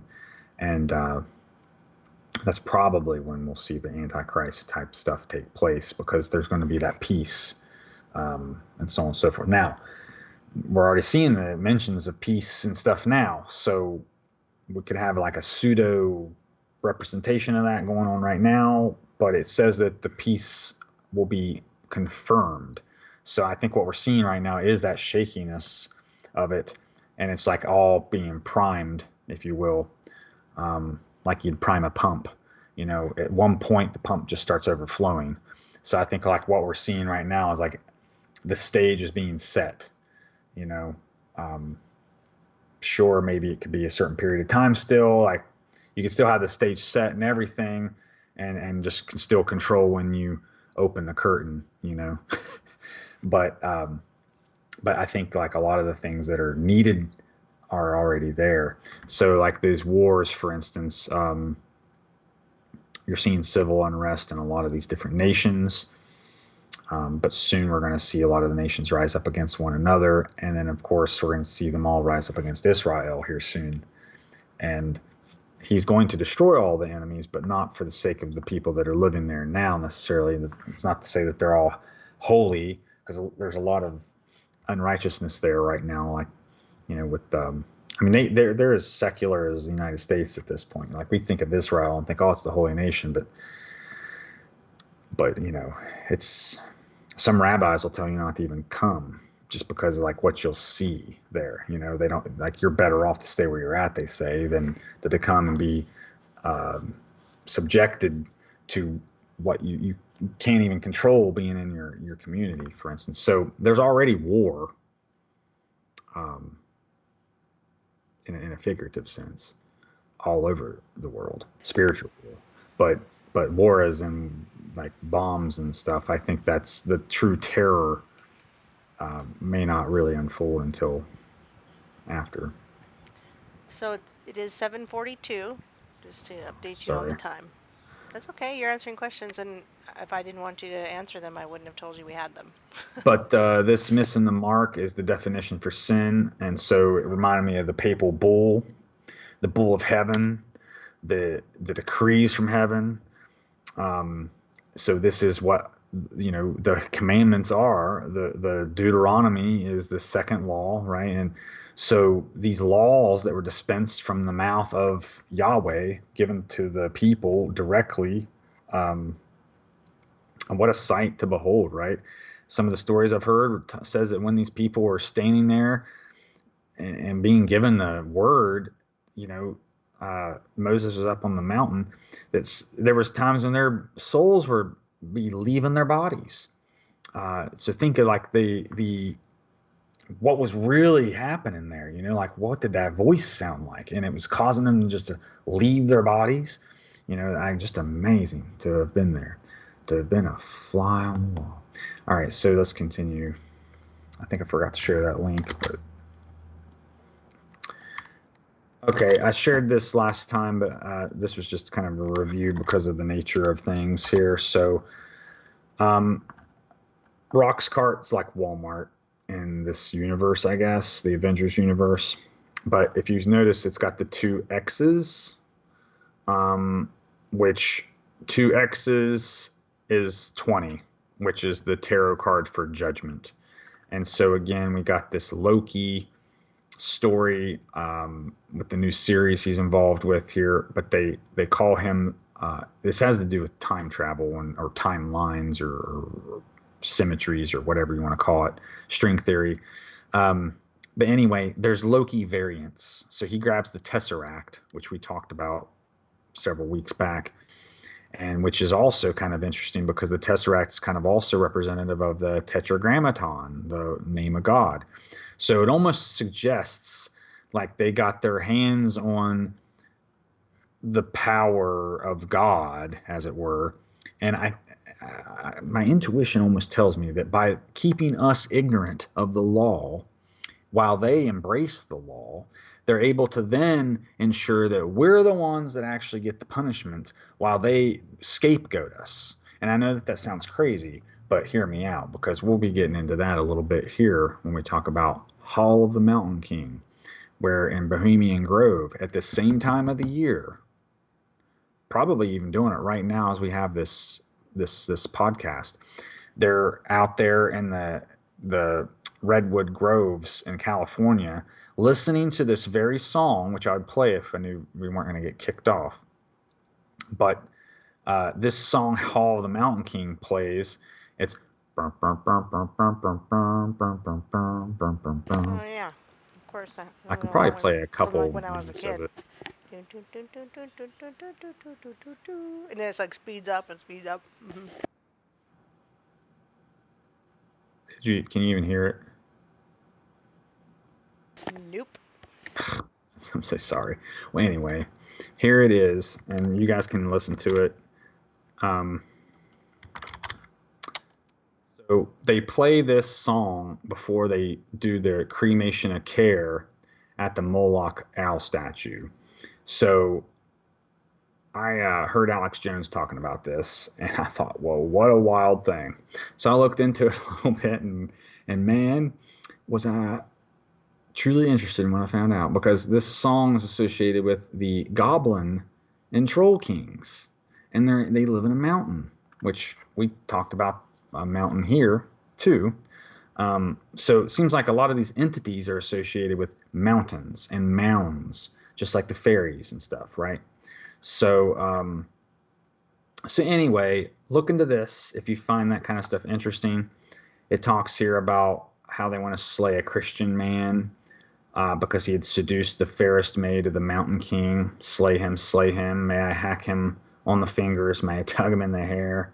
Etc., etc. So this is like what their creepy anthem is at the Bohemian Grove, which reminds me of Fee, Fi, Fo, Fum, Jack and the Beanstalk kind of motifs. So think about all the giant stuff, Jolly Green Giants, all these different things that you can think of are probably steeped in all sorts of symbolism that we just never recognized. For we are in the land of the feathered serpents, the plumed serpents. We are in the land of the sleeping giant. We are in the melting pot. We are in the biggest experiment of the occult world has ever known, really. Okay, so let's see, Rock's card. Okay, so the big thing I wanted to show here was the fact that they were calling Loki a Loki variant. Loki is half god and half giant.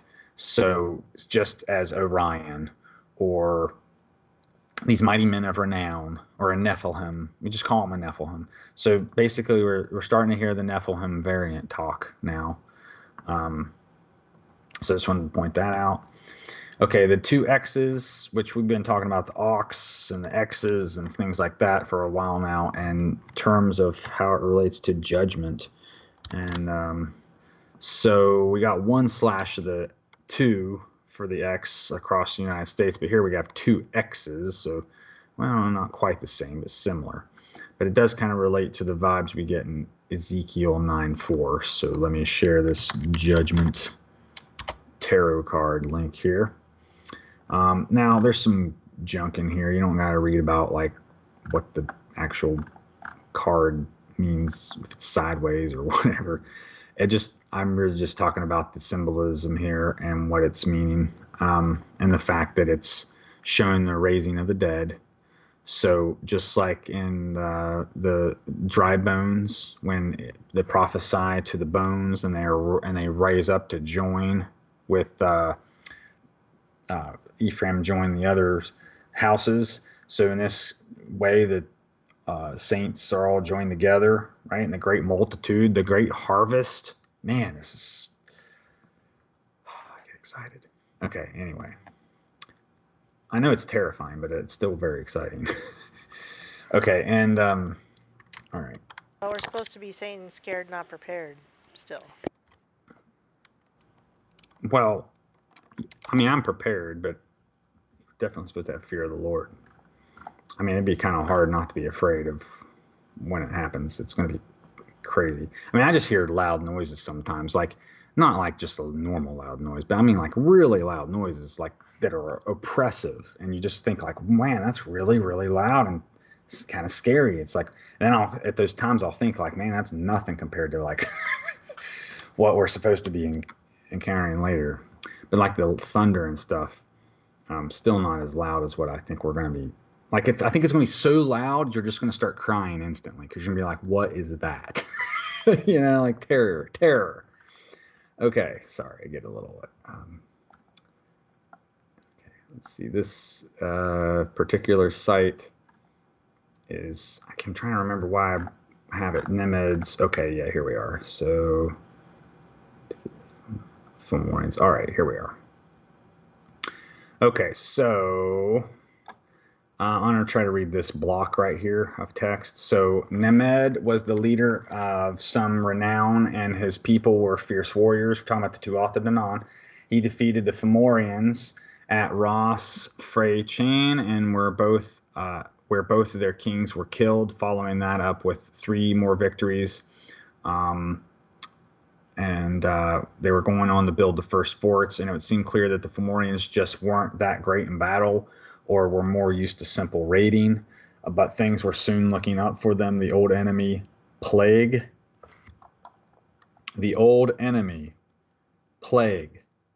struck the Nemedians hard 9 years after their arrival, killing 3,000 of them, including Nemed himself. Interesting. And so Plague, remember, head wound. So maybe we'll even see Nemed come back. Looks a lot like Nimrod in a sense. Okay, the Fomorians had gained great leaders of their own, and in the form of 2 brothers, Mork and Conand, and they had established a mighty tower on Tory Island, and from there were able to oppress what remained of the Nemedians, extracting huge amounts of tribute and goods and slaves. Says here that they end up taking it. So things remained for over 2 centuries before the Nemedians. All 60,000 of them at this point had enough and rose up in rebellion, led by 3 great champions, Semul, Erglan, and Fergus Redside. They attacked the Fomorians, reaching Tory Island, pulled down Conan's tower, killing him, and conveniently all his heirs too. Mork still remained, and the 2 sides fought a great battle, a great sea battle nearby. Whatever it was, bad weather or divine intervention, the seas rose and both fleets were wrecked. Only 30 or so Nemedians surviving out of both forces. Those survivors left Ireland, leaving the land desolate once again. And so it could have been Yahweh helping them out there too, just so that they wouldn't be completely destroyed, you see. But they would never give the credit to him, you see what I mean? So like, even if they were given assistance, they would never acknowledge him. And so that's, again, like a fruit of the left-hand path, where somebody would say, oh, it's my own luck or my own skill or something like that. Or in this case, they'll just give the glory to an entirely different god or goddess that they call Danu. So again, we're setting the precedent here for the dragon Messiah, who would be a rightful, perhaps be from the tribes, but serve the goddess and not the father, you see. So it's quite an interesting archetype we're working with here.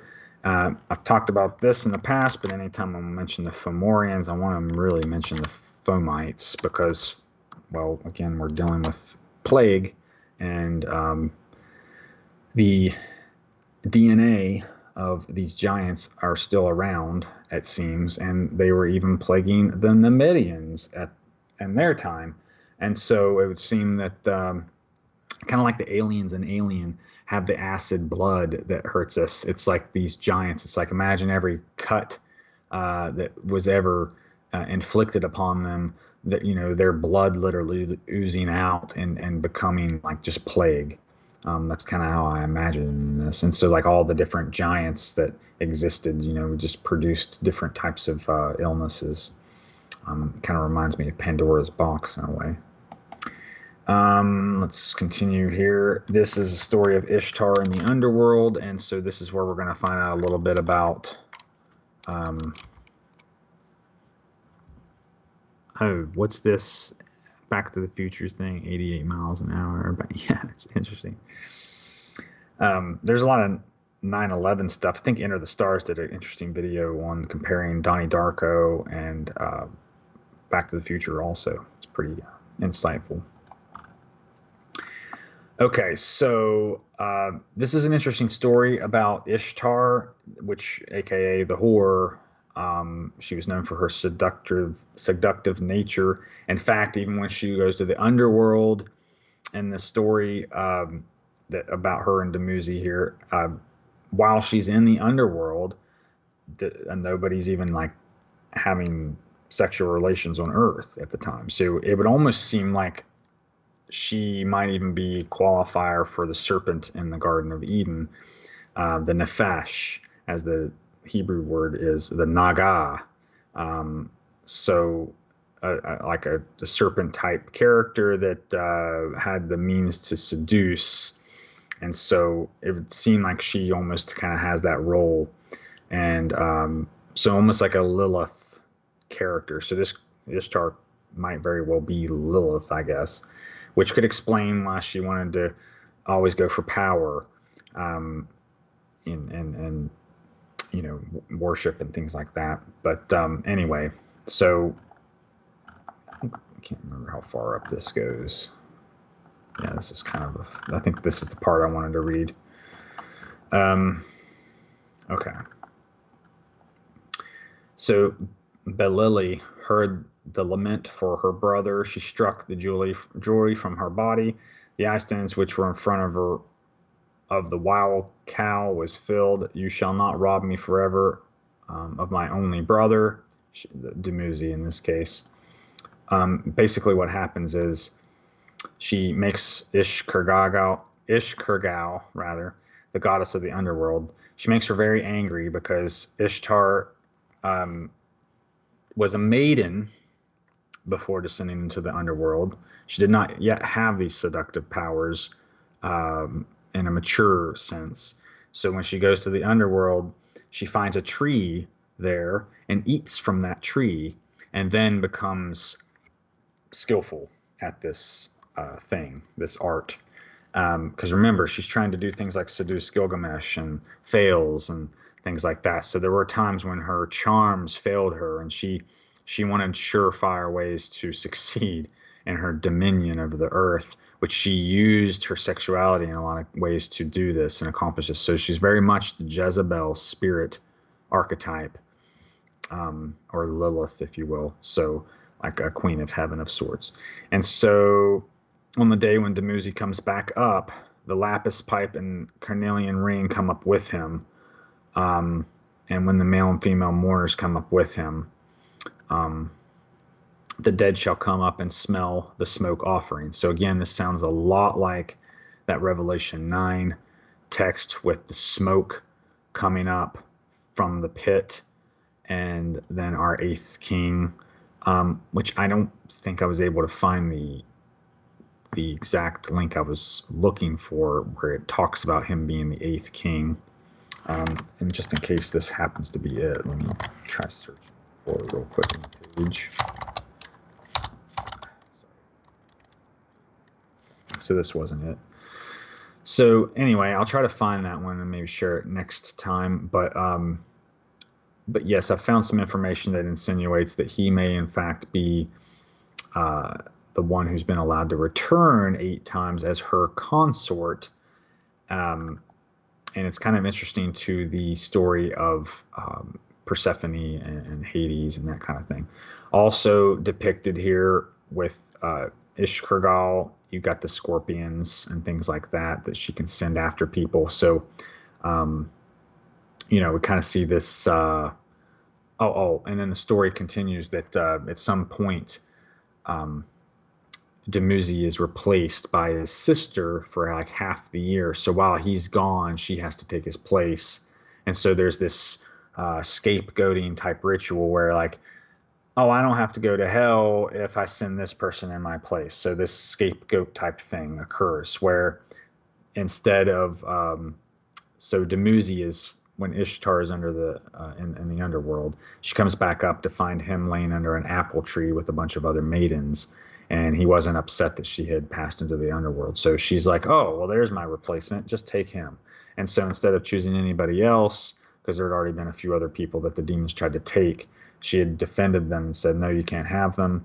But then when she saw Demuzi in the arms of another lover, she's like, oh, just take him. But then over time, she began to miss him. And so that's when she allows his sister to take his place in half the year. So again, the similarity to Persephone and Hades and how the seasons change, etc.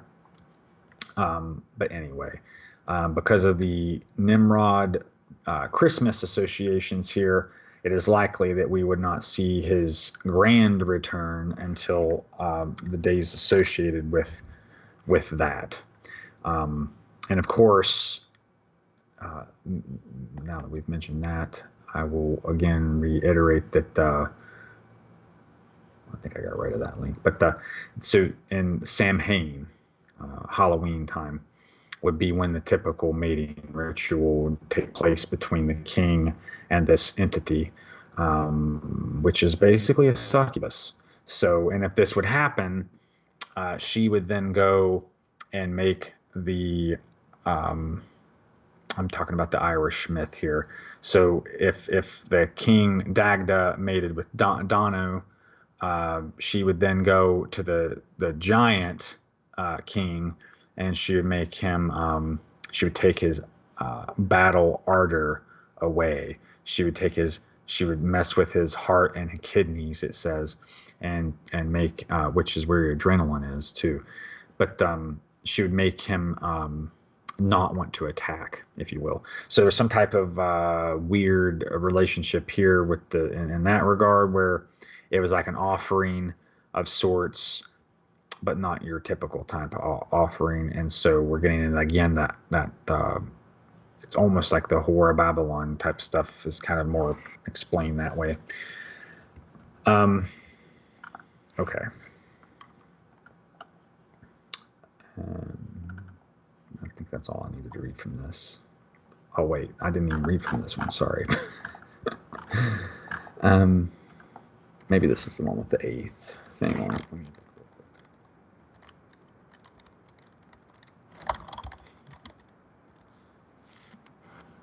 Nope, sorry.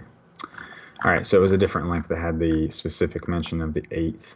So I'll try to share that next time because that was important for the Revelation clue. But I do see now why I had this one up. This one is for the fly. So when we're talking about the Leviathan and Behemoth, we've covered in the past, I think it might be Isaiah. Or yeah, I think it's Isaiah. It talks about the bee of Assyria and the fly in the othermost parts of Egypt that the Lord will hiss for the fly. And so I think another clue that points to this Demuzi character as being the fly in Assyria, being the beast of the earth, is that there's a fly that appears in this story. So a fly appeared and it buzzed around the two women. It flew close to Inanna's ear and says, "What will you give me?" said the fly, "if I tell you where you can find Demuzi?" Inanna said, "Fly, if you will tell me where I can find Demuzi, I will let you buzz around the beer halls and the taverns. I will let you frequent the temples, and you will hear the words of all the wise ones." The fly told Inanna and Gishta'ana that to go back to the hourly on the edge of the steppe, the place where Demuzi first hid from the gala. The two women went. There they found Demuzi weeping. Inanna took her husband by the hand. She said, quote, "You have been chosen for the underworld, but you will only go for half of the year.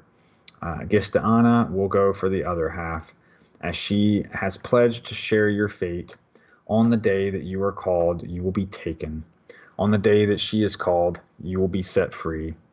Then Inanna placed Demuzi into the hands of the Eternal. So pretty wild story, wouldn't you agree? So again, this stuff's related to the harvest. Demuzi himself is a shepherd. So we got these interesting motifs here. But again, when the wrathful goddess came looking for him, she found an idol shepherd. So again, just kind of a lesson there that, always be found working. And so let's continue here. I only got a couple more of these. It's a weird term I came across is this thing called a sacrificial anode. It's a term I heard today when I was listening to something. I can't remember what it was now. Something that dealt with energy conservation. But anyway, it was burying a propane tank in the ground to preserve gas. He said to put a sacrificial anode on it. And I thought, what are you talking about? So I looked into it, and it was this spot where it is composed of a certain type of metal that draws the ions and things to it so that it will corrode and leave the rest of the, I guess like your tank, for instance, will not corrode because it'll instead be drawn to the anode. And so this again reminded me of the scapegoat ritual that takes place. And so in the spirit realm, there's likely some type of thing taking place, very much like how electrolyte saltwater solution illustrates the anode effect here, or what takes place in the ground that's damp. There's some type of electrical charge taking place there. So I don't have it all together yet in my head, but I'm pretty certain they could almost explain the scapegoat ritual, Day of Atonement ritual, in such a manner, perhaps. So it'll be interesting to revisit this as we get closer to September. I might be able to figure out if there's something more to this. But what's interesting is that it's also associated with ships. So it is, in fact, a nautical or naval term as well. And since ships, when they dock, are berthing, I don't know. I just thought it's just a strange thing. Maybe it means nothing, but anyway. There's all sorts of words are always funny like that. Yeah, there's all sorts of stuff you can find on the similarities from the nautical discussion to like how we are we're not actual considered people. We're just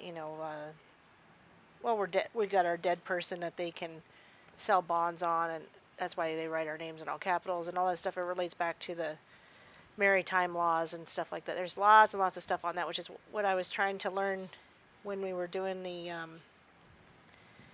quantum grammar. Yeah, quantum grammar. But it's all connected, and the problem with quantum grammar that I have is that they want you to buy your birthright or something. I can't remember what they, Oh but yeah, I don't think bond. I don't like that. So I think it should be free. I think whatever it is that they're offering should be free. I know that people I know that your time is your wealth, and they spend their time doing this, but if it was something they really wanted to help people get away from, anyway. So that's my problem with the quantum grammar guys, is they want to charge you for some kind of birth claim, life right claim, and I think there's obviously free ways to go about it. So anyway, maritime law, big thing there. Connected. And Mary refers to the sea, which also is Mars. So this beast from the sea, again, very much an Ariel type thing, an association there too. But anyway, look at this pictograph here. It's depicting all the different types of metals. So remember, again, with that statue, it had different types of metals. The top of the head was gold, for instance, and silver, etc. So as we go down, we see that, well, I don't see iron on here, actually. Mild steel. Well, here's iron. Okay. So it kind of follows the same order of the activity of metals as well. So I think that's pretty interesting, especially because down here at the end where it starts to talk about iron mixing with the clay, or not mixing with the clay rather, Here we also have magnesium and zinc, and that is what you have in the egg and sperm. When they reunite, there's a bright flash of light that takes place at the moment of conception. So again, that mingling with the seed. I find it interesting that the reactive elements here are associated with, our gestation and our reproductive, reproductive elements. Let's just say that. Now, what I find interesting about that is that between the magnesium and zinc, here we have aluminum, and aluminum is what comprises your sapphire, which people may or may not know this, but in the older times, sapphire was representative of marriage covenants, and so it kind of became the diamond for some reason. I'm not sure why, but more traditionally, it's the sapphire. So this is really interesting. So maybe there is something to this, but I'll keep looking into it.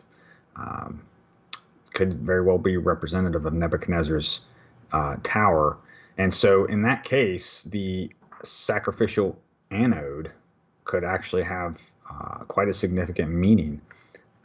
Maybe each layer of that statue is a sacrificial anode of sorts.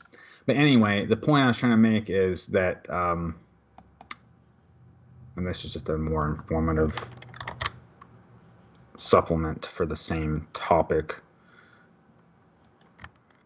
Let me share it. Okay. And so you can kind of see here, you got a little picture here showing you some more illustrations and more explanations and what they're good at protecting, like ships' hulls, protecting ballasts, tanks, corrosions, protecting heat exchangers, sea chests. It's just really interesting. So this could very well help to illuminate some things in the Daniel prophecy. Hall of the Mountain King, I think I shared that already. Yes. So, yes, more fairy stuff. And this was the story about the Anu stuff. Sorry, I was reading there. Something caught my eye. His fury. Odin means fury also. Okay. Fury and birth pains. Mm-hmm. Yes, think of like a mad mother bear. That pretty much is summing it up. Okay, this is a more recent article I found, so I haven't had time to really go through it too much, but the title alone was pretty telling. So Hamlet's Mill is kind of like a comparative work on myths and such, like Joseph Campbell's type work, only it's supposed to be a little better, well done. So anyway, if you go through this, sorry, I think it's right here. And so we learn a little more about Sirius here. Okay, maybe this is it. Okay, so and what does Sirius have to do with the sea? It causes Lake Varukasha to surge up, to flood asunder, to spread out, and at all shores surges Lake Varukasha. The whole center surges up. Whereas Pliny writes to assure us that the whole sea is conscious of the rise of that star, Sirius, and is most clearly seen in the Dardanelles, for the seaweed and fishes float on the surface and everything is turned up from the bottom. What? He also remarks that at the rising of the dog star, the wine in the cellars begins to stir up, that the still waters move, and that the Avesta offers an explanation of the Tishtriya, indeed, by whom counts the waters and still and flowing ones, those in springs and in rivers, those in channels and in ponds. So anyway, I just wanted to mention this because, again, we're on the topic of the dog star. It's dog days, also known as the brand of Loki. So again, another connection to giants. And here this connection to Sirius and the this oppressive king or pharaonic character. It's seen as like an arrow of judgment. If you look at the constellation and the way it is designed, there's another mention here about the arrows. You can find also in Hindus stories about the shooting of crows and things like that with the arrows. Okay. Oh yeah, and so this one goes on to talk about the Argo and Canis Mater, which Argo is a ship. So again, with the anode, sacrificial anode, it kind of made sense, so I wanted to include it. Yeah, so anyway, there it is, Pan. I was trying to find it. So Pan is mentioned in this at a great deal. So this is a long way from great Pan, it says, and is not clear yet who or what was supposed to have passed away in the time of Tiberius, that is, which Pan claimed right away that he was Sirius. So this would give us the possibility that Loki is also Pan, which is Cernunnos, the horned one. Loki is also horned. So pandemic, Loki basically is running amok. So it's kind of what we're dealing with here, it seems, is this. Loki's also known as the wolf. This is the wolf star.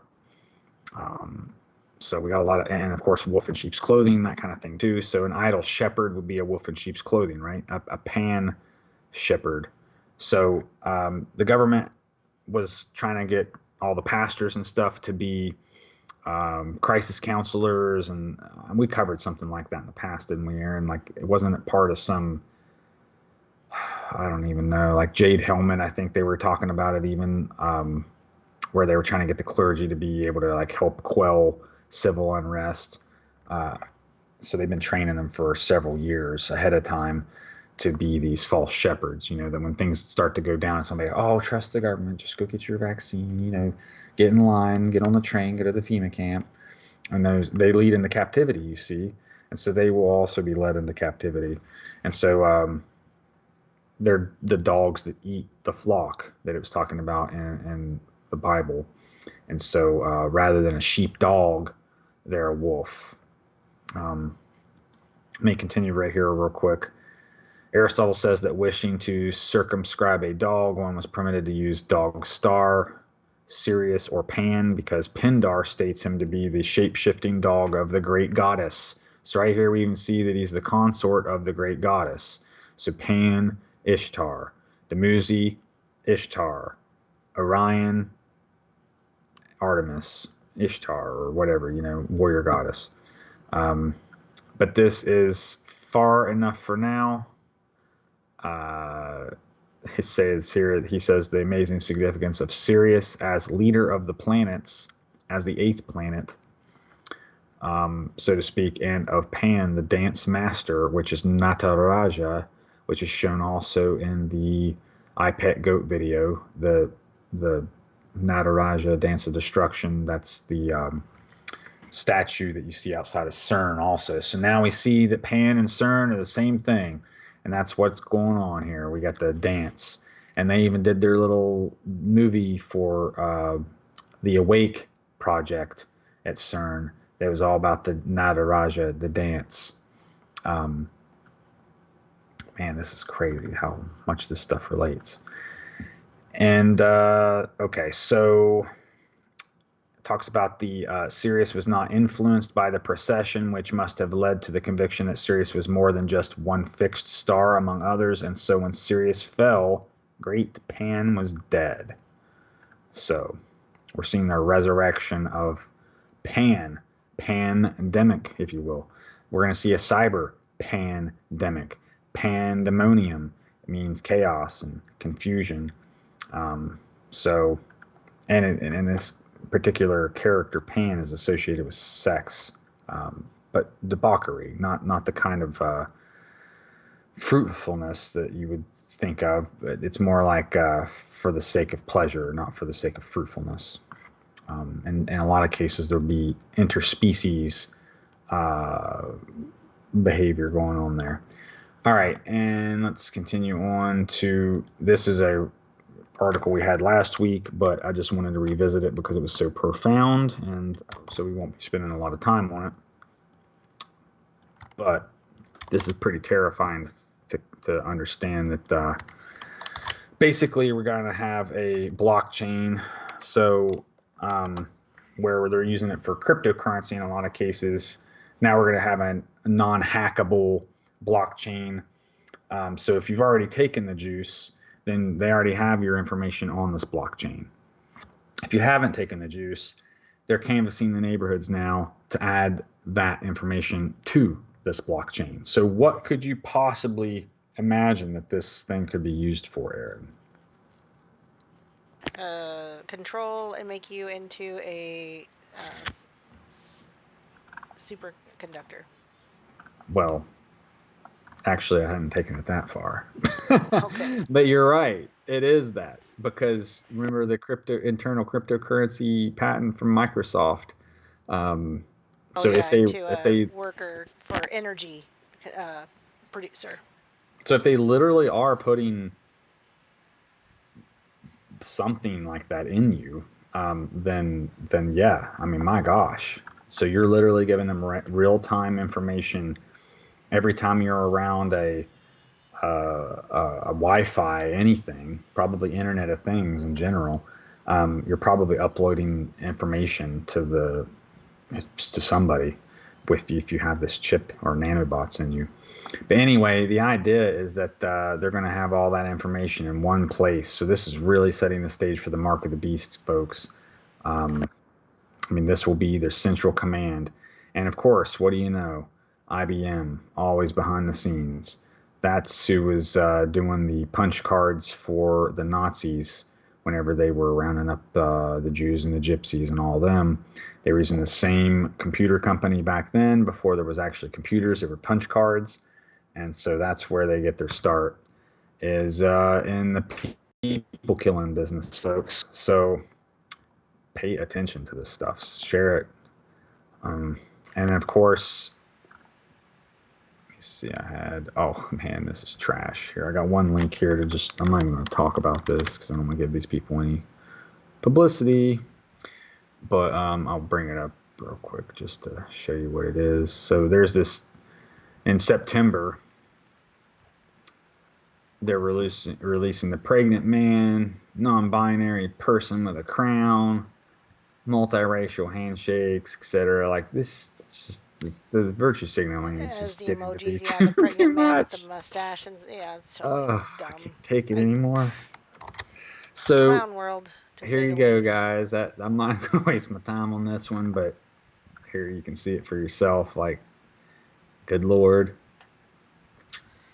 So I guess the idea is here to not be able to tell what gender those people are, even though you can clearly tell here that those are men that are pregnant. But you notice you got your one eye emoji there, and why does the man look like he's in pain? He's like, oh, he's in travail. Oh, good, see? The one eye. Don't you understand? Like. Uh-oh, they have a white hand shaking with a black hand. That can't happen because whitey bad. Whitey bad. That's really bad. Sure, it's to be white. Anyway, this is something else that was pretty crazy. So, like, the George Floyd monument literally got struck by lightning.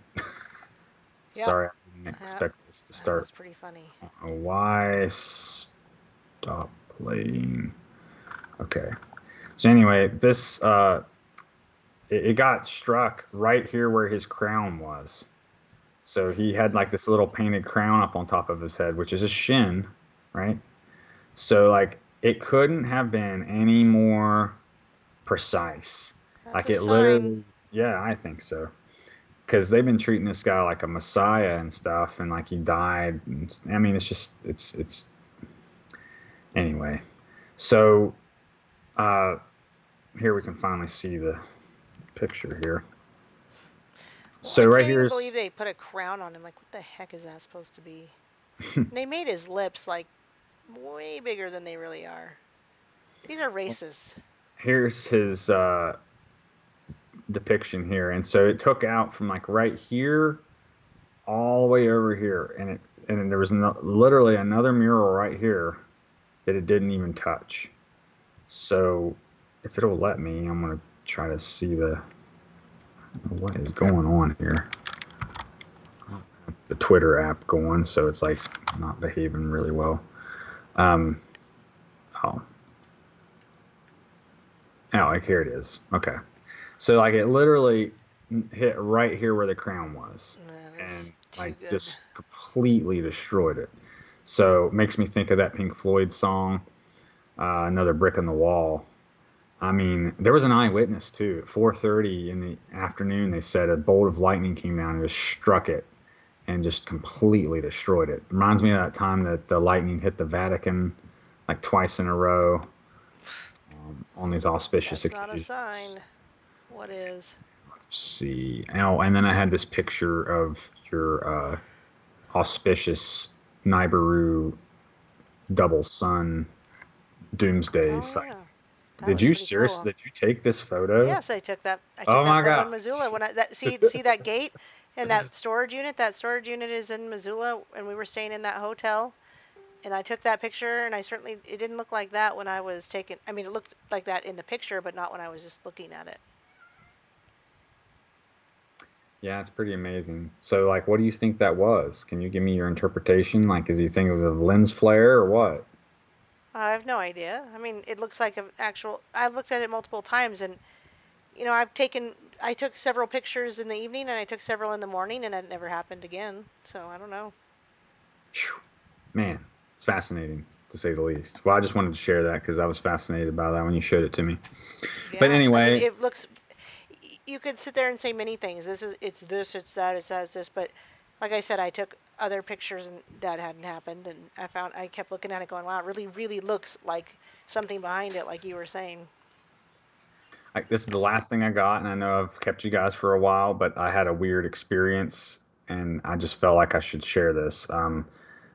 I think I had a dream last night because I can't otherwise think of where I seen this, but I woke up this morning with this weird image in my head of a crow with an eyeball in its mouth, and I thought, well, where did that come from? And I was like, I guess I dreamt that last night. So I spent some time trying to figure out what that might have meant, and I found this piece of scripture in the Bible, and it was really profound. So I wanted to read in particular that verse, but then a few other verses as well. As for the eye that mocks a father and scorns obedience to a mother, may the ravens of the valley pluck it out and the young vultures devour it. So this made me think of my brother, of course. But anyway, this is a very cryptic thing because I was sitting outside yesterday evening recording the cicadas and some birds, and I was just thinking about, what their language meant and how to talk to them, if just understand them or whatever, because like I noticed that as you sit out there in the evening times, especially, you can notice in the mornings too, but it's more profound in the evening.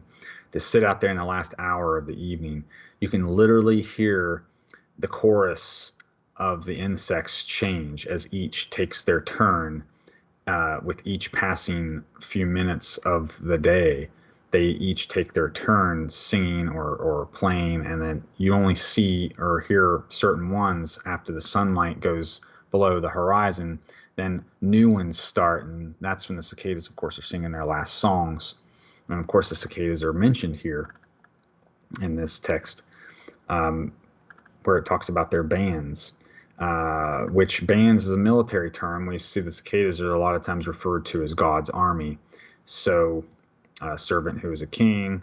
So branches are a lot of times referred to as a servant.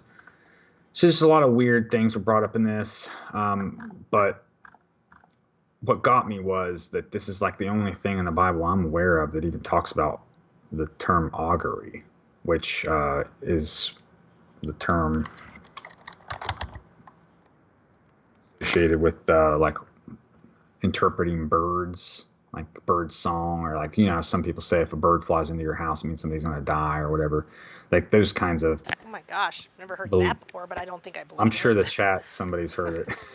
So but anyway, all these different types of interpretations with birds and so on and so forth. But and then Proverbs 30, you know, there's this augury guy basically saying how he's ignorant, doesn't know anything, but there's all this wisdom in nature and so on and so forth. But anyway, I just thought it was weird because here I am sitting out there recording cicadas and birds, and then that night I have this weird dream about a crow and an eye, and then what do you know? It's literally augury, and it's in the Bible. So I just thought it was really weird, and I wanted to share that because, you know, there could be things that maybe people have noticed and they just didn't think were important, but maybe they were. I don't know. I had birds show up a lot of different times doing weird things, so like just pay attention to birds.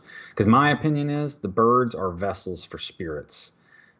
So they're oftentimes associated with taking our seed, our good deeds, things like this. So I think they're kind of like unclean spirits a lot of times.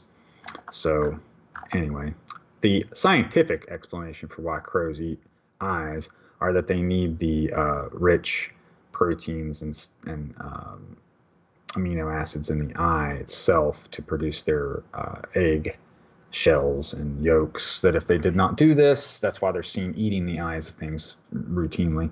It's because if they did not do this, their young would not be able to live. So that's just one story. Anyway, that's all I had for this evening. So sorry for the long show if it was long. We did it in 3 hours and 30 minutes.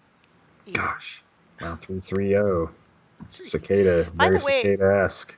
I've been seeing you know, I used to hear people say that they see 11:11 a lot, and I'm like, I never see that.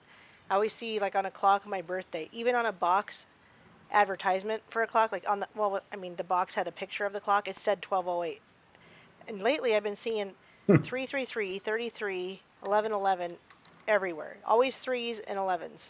Interesting. It's I'm funny not asking you mention that necessarily, but I just thought. Well, exactly. Interpreted, and that's what augury is. It's, I think that some people don't even notice that stuff, okay? So I would just say, like, they're third eye blind, right? But it's like once you have a temple built, we're always told to test the spirits. It's like that time you become aware or more sensitive to the weird synchronicities and weird signs that occur. But we don't always know where those spirits are from. You know, that's why we're taught you got to test them. So I think when we see those numbers and stuff, it could very well be the influence of spirits, like causing us to look at the clock, or, you know, certain animals, certain times of day, certain flowers, certain odors, all these different things have correspondences with spirits, and they're in the unseen world, and they all have jobs and things to do, the ones that are obedient. But then, of course, there's the ones that are disobedient. So chances are, if you're running into one, it's not a good one, because the ones that are doing what they're supposed to be doing are busy. And they're not really allowed to talk to you anyway. So I'd say that most of the time when we're encountering this stuff, it's probably some type of spirit that we're interacting with and just don't realize it. But that's just my take on it. I don't feel like the 333 or the 33 is a bad thing, but when I bought the camera, it was $333. I kept noticing that, because I went to Missoula twice. I went to Missoula last weekend, this week. I kept noticing exit 333. And then, you know, just seeing 11:11 on the clock a lot. Oh, it happens to me all the time. 333s too, but I can't think of them, but I can think of those two examples. Around the time of the Revelation 12:1, 923:17 thing, I saw 923 for like a year before that, and then probably a year or two after that even. Like, I was seeing it constantly. I still see it on occasion, but I think they're like little spiritual footprints, if you will. It's just like sometimes you kind of feel like you're in the right place at the right time, or I don't know, you're on the right path information-wise or something like that. It's hard to tell. Well, and I also had been praying that the Lord would bless that trip. And you could say, wow, Erin, you think he really blessed it with all those things that went wrong? But one, those things went wrong. What I forgot to mention about the bus when I picked it up is I had that light come on, and the guy voluntarily offered to put in a new fuel filter just in case, even though it looked fine and he thought it was just a light. And it was just a light, because the light was still came on after that. But then when that tire blew, I forgot to tell you guys this, the guy I bought the bus from paid for the tire. So you could say, well, that was a really bad situation. You wrecked into something and you got a ticket.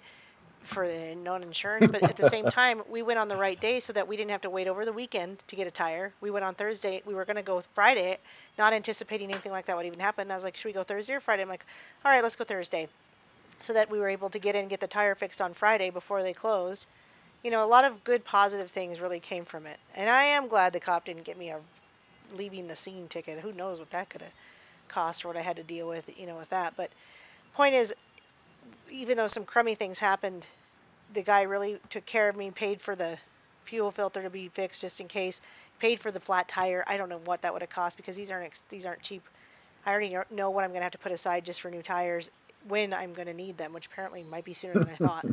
Anyway, Well, yeah, that's a good investment anyway, because that's something you may not be able to get in a situation where you know, because you got to remember this is like a bug out type thing possibly. So yeah. I would go ahead and get them anyway. Right. And Duke reminds me, he goes, and the guy who sold me the bus was a heavyweight wrestling champion too, out of Minnesota. Like we're not talking wrestling in high school. We're talking like WWE style. What and was the guy his stage name? He was huge too. I don't know. You have to ask Duke. He might have told him, but because Duke went and Duke will know. He's got video of his poster. He had a poster up of him, you know, and then he had a huge Trump flag, and then he had his belt there. I mean, the guy was so interesting. He was really, really big. And what I want to ask him in the future that I found interesting, but probably not, you know, 99% of Freemasons don't know what's going on at the top, but he had a huge compass Freemason tattoo on his forearm. Now his forearm was huge, so his tattoo was really big. But I noticed it. I was like, well, that'd be interesting to ask some down the road, not totally outside of just buying a bus. But the guy was so kind and just so. He said, I just really enjoyed, you know, working with you, and he goes, I want to help good people, and for him to pay for that tire, pretty big deal, pretty good thing that we went when we did. If the tire was going to blow, I'm glad it happened in the middle of the day on a Friday when we could get it fixed. So overall, I think seeing the threes was a positive thing based on my prayers that the Lord was blessing that trip and blessing that purchase. Oh, I've followed numbers before and was led to a monastery. So like I got my own wild stories about numbers. I don't think they're always bad. You just have to test them is what I mean. Like I see. Put that scenario in your head and run with it and be like, well, where is this going to end up? You know, or kind of test the fruit, as it were. Because we just never know. I mean, we can't deny the spirit because we're told not to do that either. We have to test the spirits. So. Chris says I would buy all four and an extra one too. This bus has 6 tires. Wow, and it already has one brand new one, so I only have to buy 5 now. Well, you got to put a CB or a ham in that thing too. Yeah, that's exactly what I just talked about with Brenda today, my bus driver professional friend, who is XX Swagger XX goes yeet in the chat. But my particular bus, I don't think it has 8 on it. I think it's just 2, unless well, she would know better than I would. What the heck? I don't know. But I guess you don't carry a spare necessarily, but the tires look good. But those inside tires, they're skinny and they're different. They're very different. So I don't know if there's some reason they blow faster, because it was very interesting too, because he told me, he goes, oh, if one of the inside ones blow, you can go for a while. I don't think he was expecting it to. I don't think he was like, oh, they look pretty bad, so if one of them blows, oh yeah, 6. Now, didn't you say you bought this from a reputable vendor of buses or something? They're a dealer. They're a bus truck. They're a truck center, but they mostly sell buses, but they do engine work on anything diesel. So you'll see them working on anything in there. And they have tons of buses. And they're called Harlow's Truck Center, and they've got several in the state, but the closest one to me was Missoula. But they said they do have a service truck that will come out. But, you know, that's not an emergency service truck, because the service truck is 5.5 hours, 6 hours away from my hometown. So if something happened, it wouldn't be like, yeah, we'll be there tonight. It's, well, we have a service truck if you really need someone to come out that you can't get it done in your own city. Anyway. I just wanted to mention one thing. So World Bigfoot Radio mentioned that he may go bigfooting with you in the future. So my question is, what if you guys find Bigfoot, is he gonna wrestle him? Make sure you have your video camera. That could be like, yeah, that could be really great. That would be really funny if you could catch that. In Soviet Russia, Bigfoot finds you. Eric says, I don't know what you're talking about, but I guess we talked about me buying a bus in the beginning, a school bus to turn into a mobile home. And yes, I think that the company I bought it from is great. I think the guy that I bought it from is great. I think the fact that all I had was a flat tire that was able to be fixed is great. So I don't expect a lot of problems. There is this really annoying alarm going off, but I think I can disable it. The lucky thing is usually in some buses when that alarm goes off, it means that there's a door ajar or something, and you can't even drive the bus. I can drive the bus still with the alarm going off. So. But I shall disable all alarms as soon as possible. I've been learning about that. It's interesting when the doors latch, they push in on a little alarm system, and you can just because of the school bus features, yes. right? Yep. I see what you're talking in case about somebody's now. trying to get out, or one of the back doors or windows, or even the upper hatch. So I think there's an alarm on every single opening, except for the main door, but that the bus driver can. You gotta open. like unkid-proof the bus now. Oh my gosh, yes. And I've got and this one's a handicap bus, so it's got one of those huge handicap ramps that like electrically comes out and lifts a wheelchair into it. So I think I'm going to be able to sell some of these things, maybe at least maybe for more than scrap, because that's one of those electrical things to put in a van or something would be pretty, somebody would want that, I would think. And no, I don't need a CDL to drive it at all. In fact, the cops didn't mention anything about whether I'm licensed or not to drive it. I think the CDL is really only for taking a busload of kids. You have to be trained for that. Would have helped. Oh, I see. Would have helped because at least I would have been out there driving a bus and practicing before I. It'd be in your commercial, meaning you'd be making money with it, I guess. As long as you're not making money. And well, yeah. So it was just still kind of weird to me because, like I said, it would have helped to do something like that because at least I would have been out there practicing. But no brake endorsement, nothing. I just got the cops didn't say anything about any of that. Maybe you can get a sponsor and put it on the side of the bus. Maybe Bigfoot, the Montana Bigfoot project, right? Yeah. Put a big Bigfoot on it. We only shoot with cameras. I don't know. It's cute. Yeah, mine does have air brakes, so I don't have to have an extra license even still or training. But the thing about the air brakes in a bus is you cannot slam on the brakes and expect it to stop because obviously you don't want all the kids to fly to the front. So that's another thing that takes some getting used to is the brakes. You gotta just push on them and wait for it to slow and really start braking a little earlier than you'd think and then making those bigger turns. But yeah, Wandering Wookiee says, Duke, that I should call it Wandering Wookiee. The Wandering Wookiee. That's funny. It says here in this augury, which is where the auspicious type word comes from. So this auspice involves the observation of thunder and lightning and was often seen as the most important auspice. Whenever an augur reported that Jupiter had sent down thunder and lightning, no comitia could be held, a gathering deemed to represent the entire Roman population. Interesting. Huh. Oh, B. Eden said she also drove buses. Not trying to interrupt you, sorry. Oh, I was done. I just saw that, and it reminded me of the George Floyd story we just covered, that would be seen by the Romans as a particularly auspicious sign from the heavens, from the sky, they say. Well, thanks for all the work you do and putting this together, and even if we go long, it's very worth it, and certainly people are watching. I mean, we have people up to 20 to 30 people that are in here live at a time, so it is useful and people appreciate it.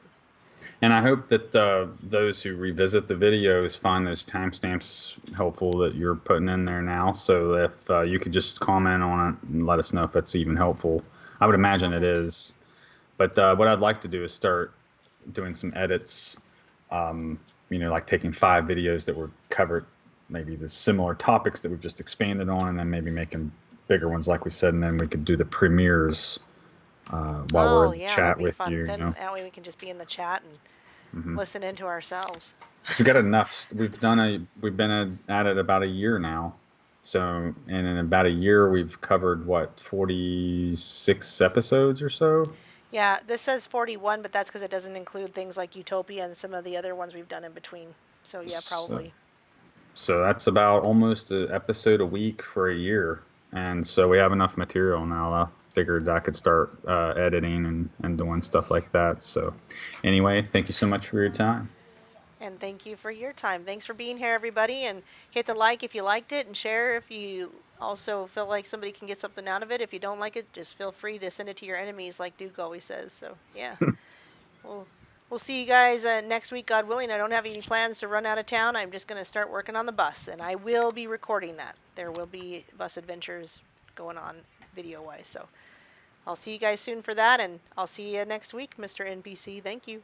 Many meows, and don't forget, this is an auspicious day. Farewell. It is so auspicious. Good night.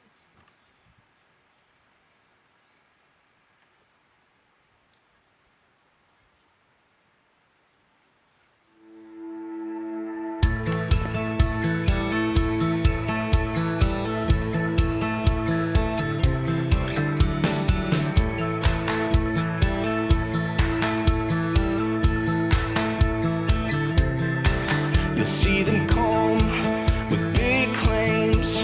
You'll see the mob start falling away. See the love grow cold, but don't give up.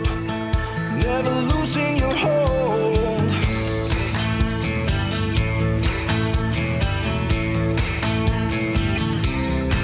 You'll see the fire fall down. You'll see the light. Call the nations to bow, don't you cower. Use your head, there's greater power that the wicked should dread. And one day soon the sky will split in two, roll up just like a scroll. Don't be fooled by the lies of fool's truths. Follow the truth of the Lamb on the throne.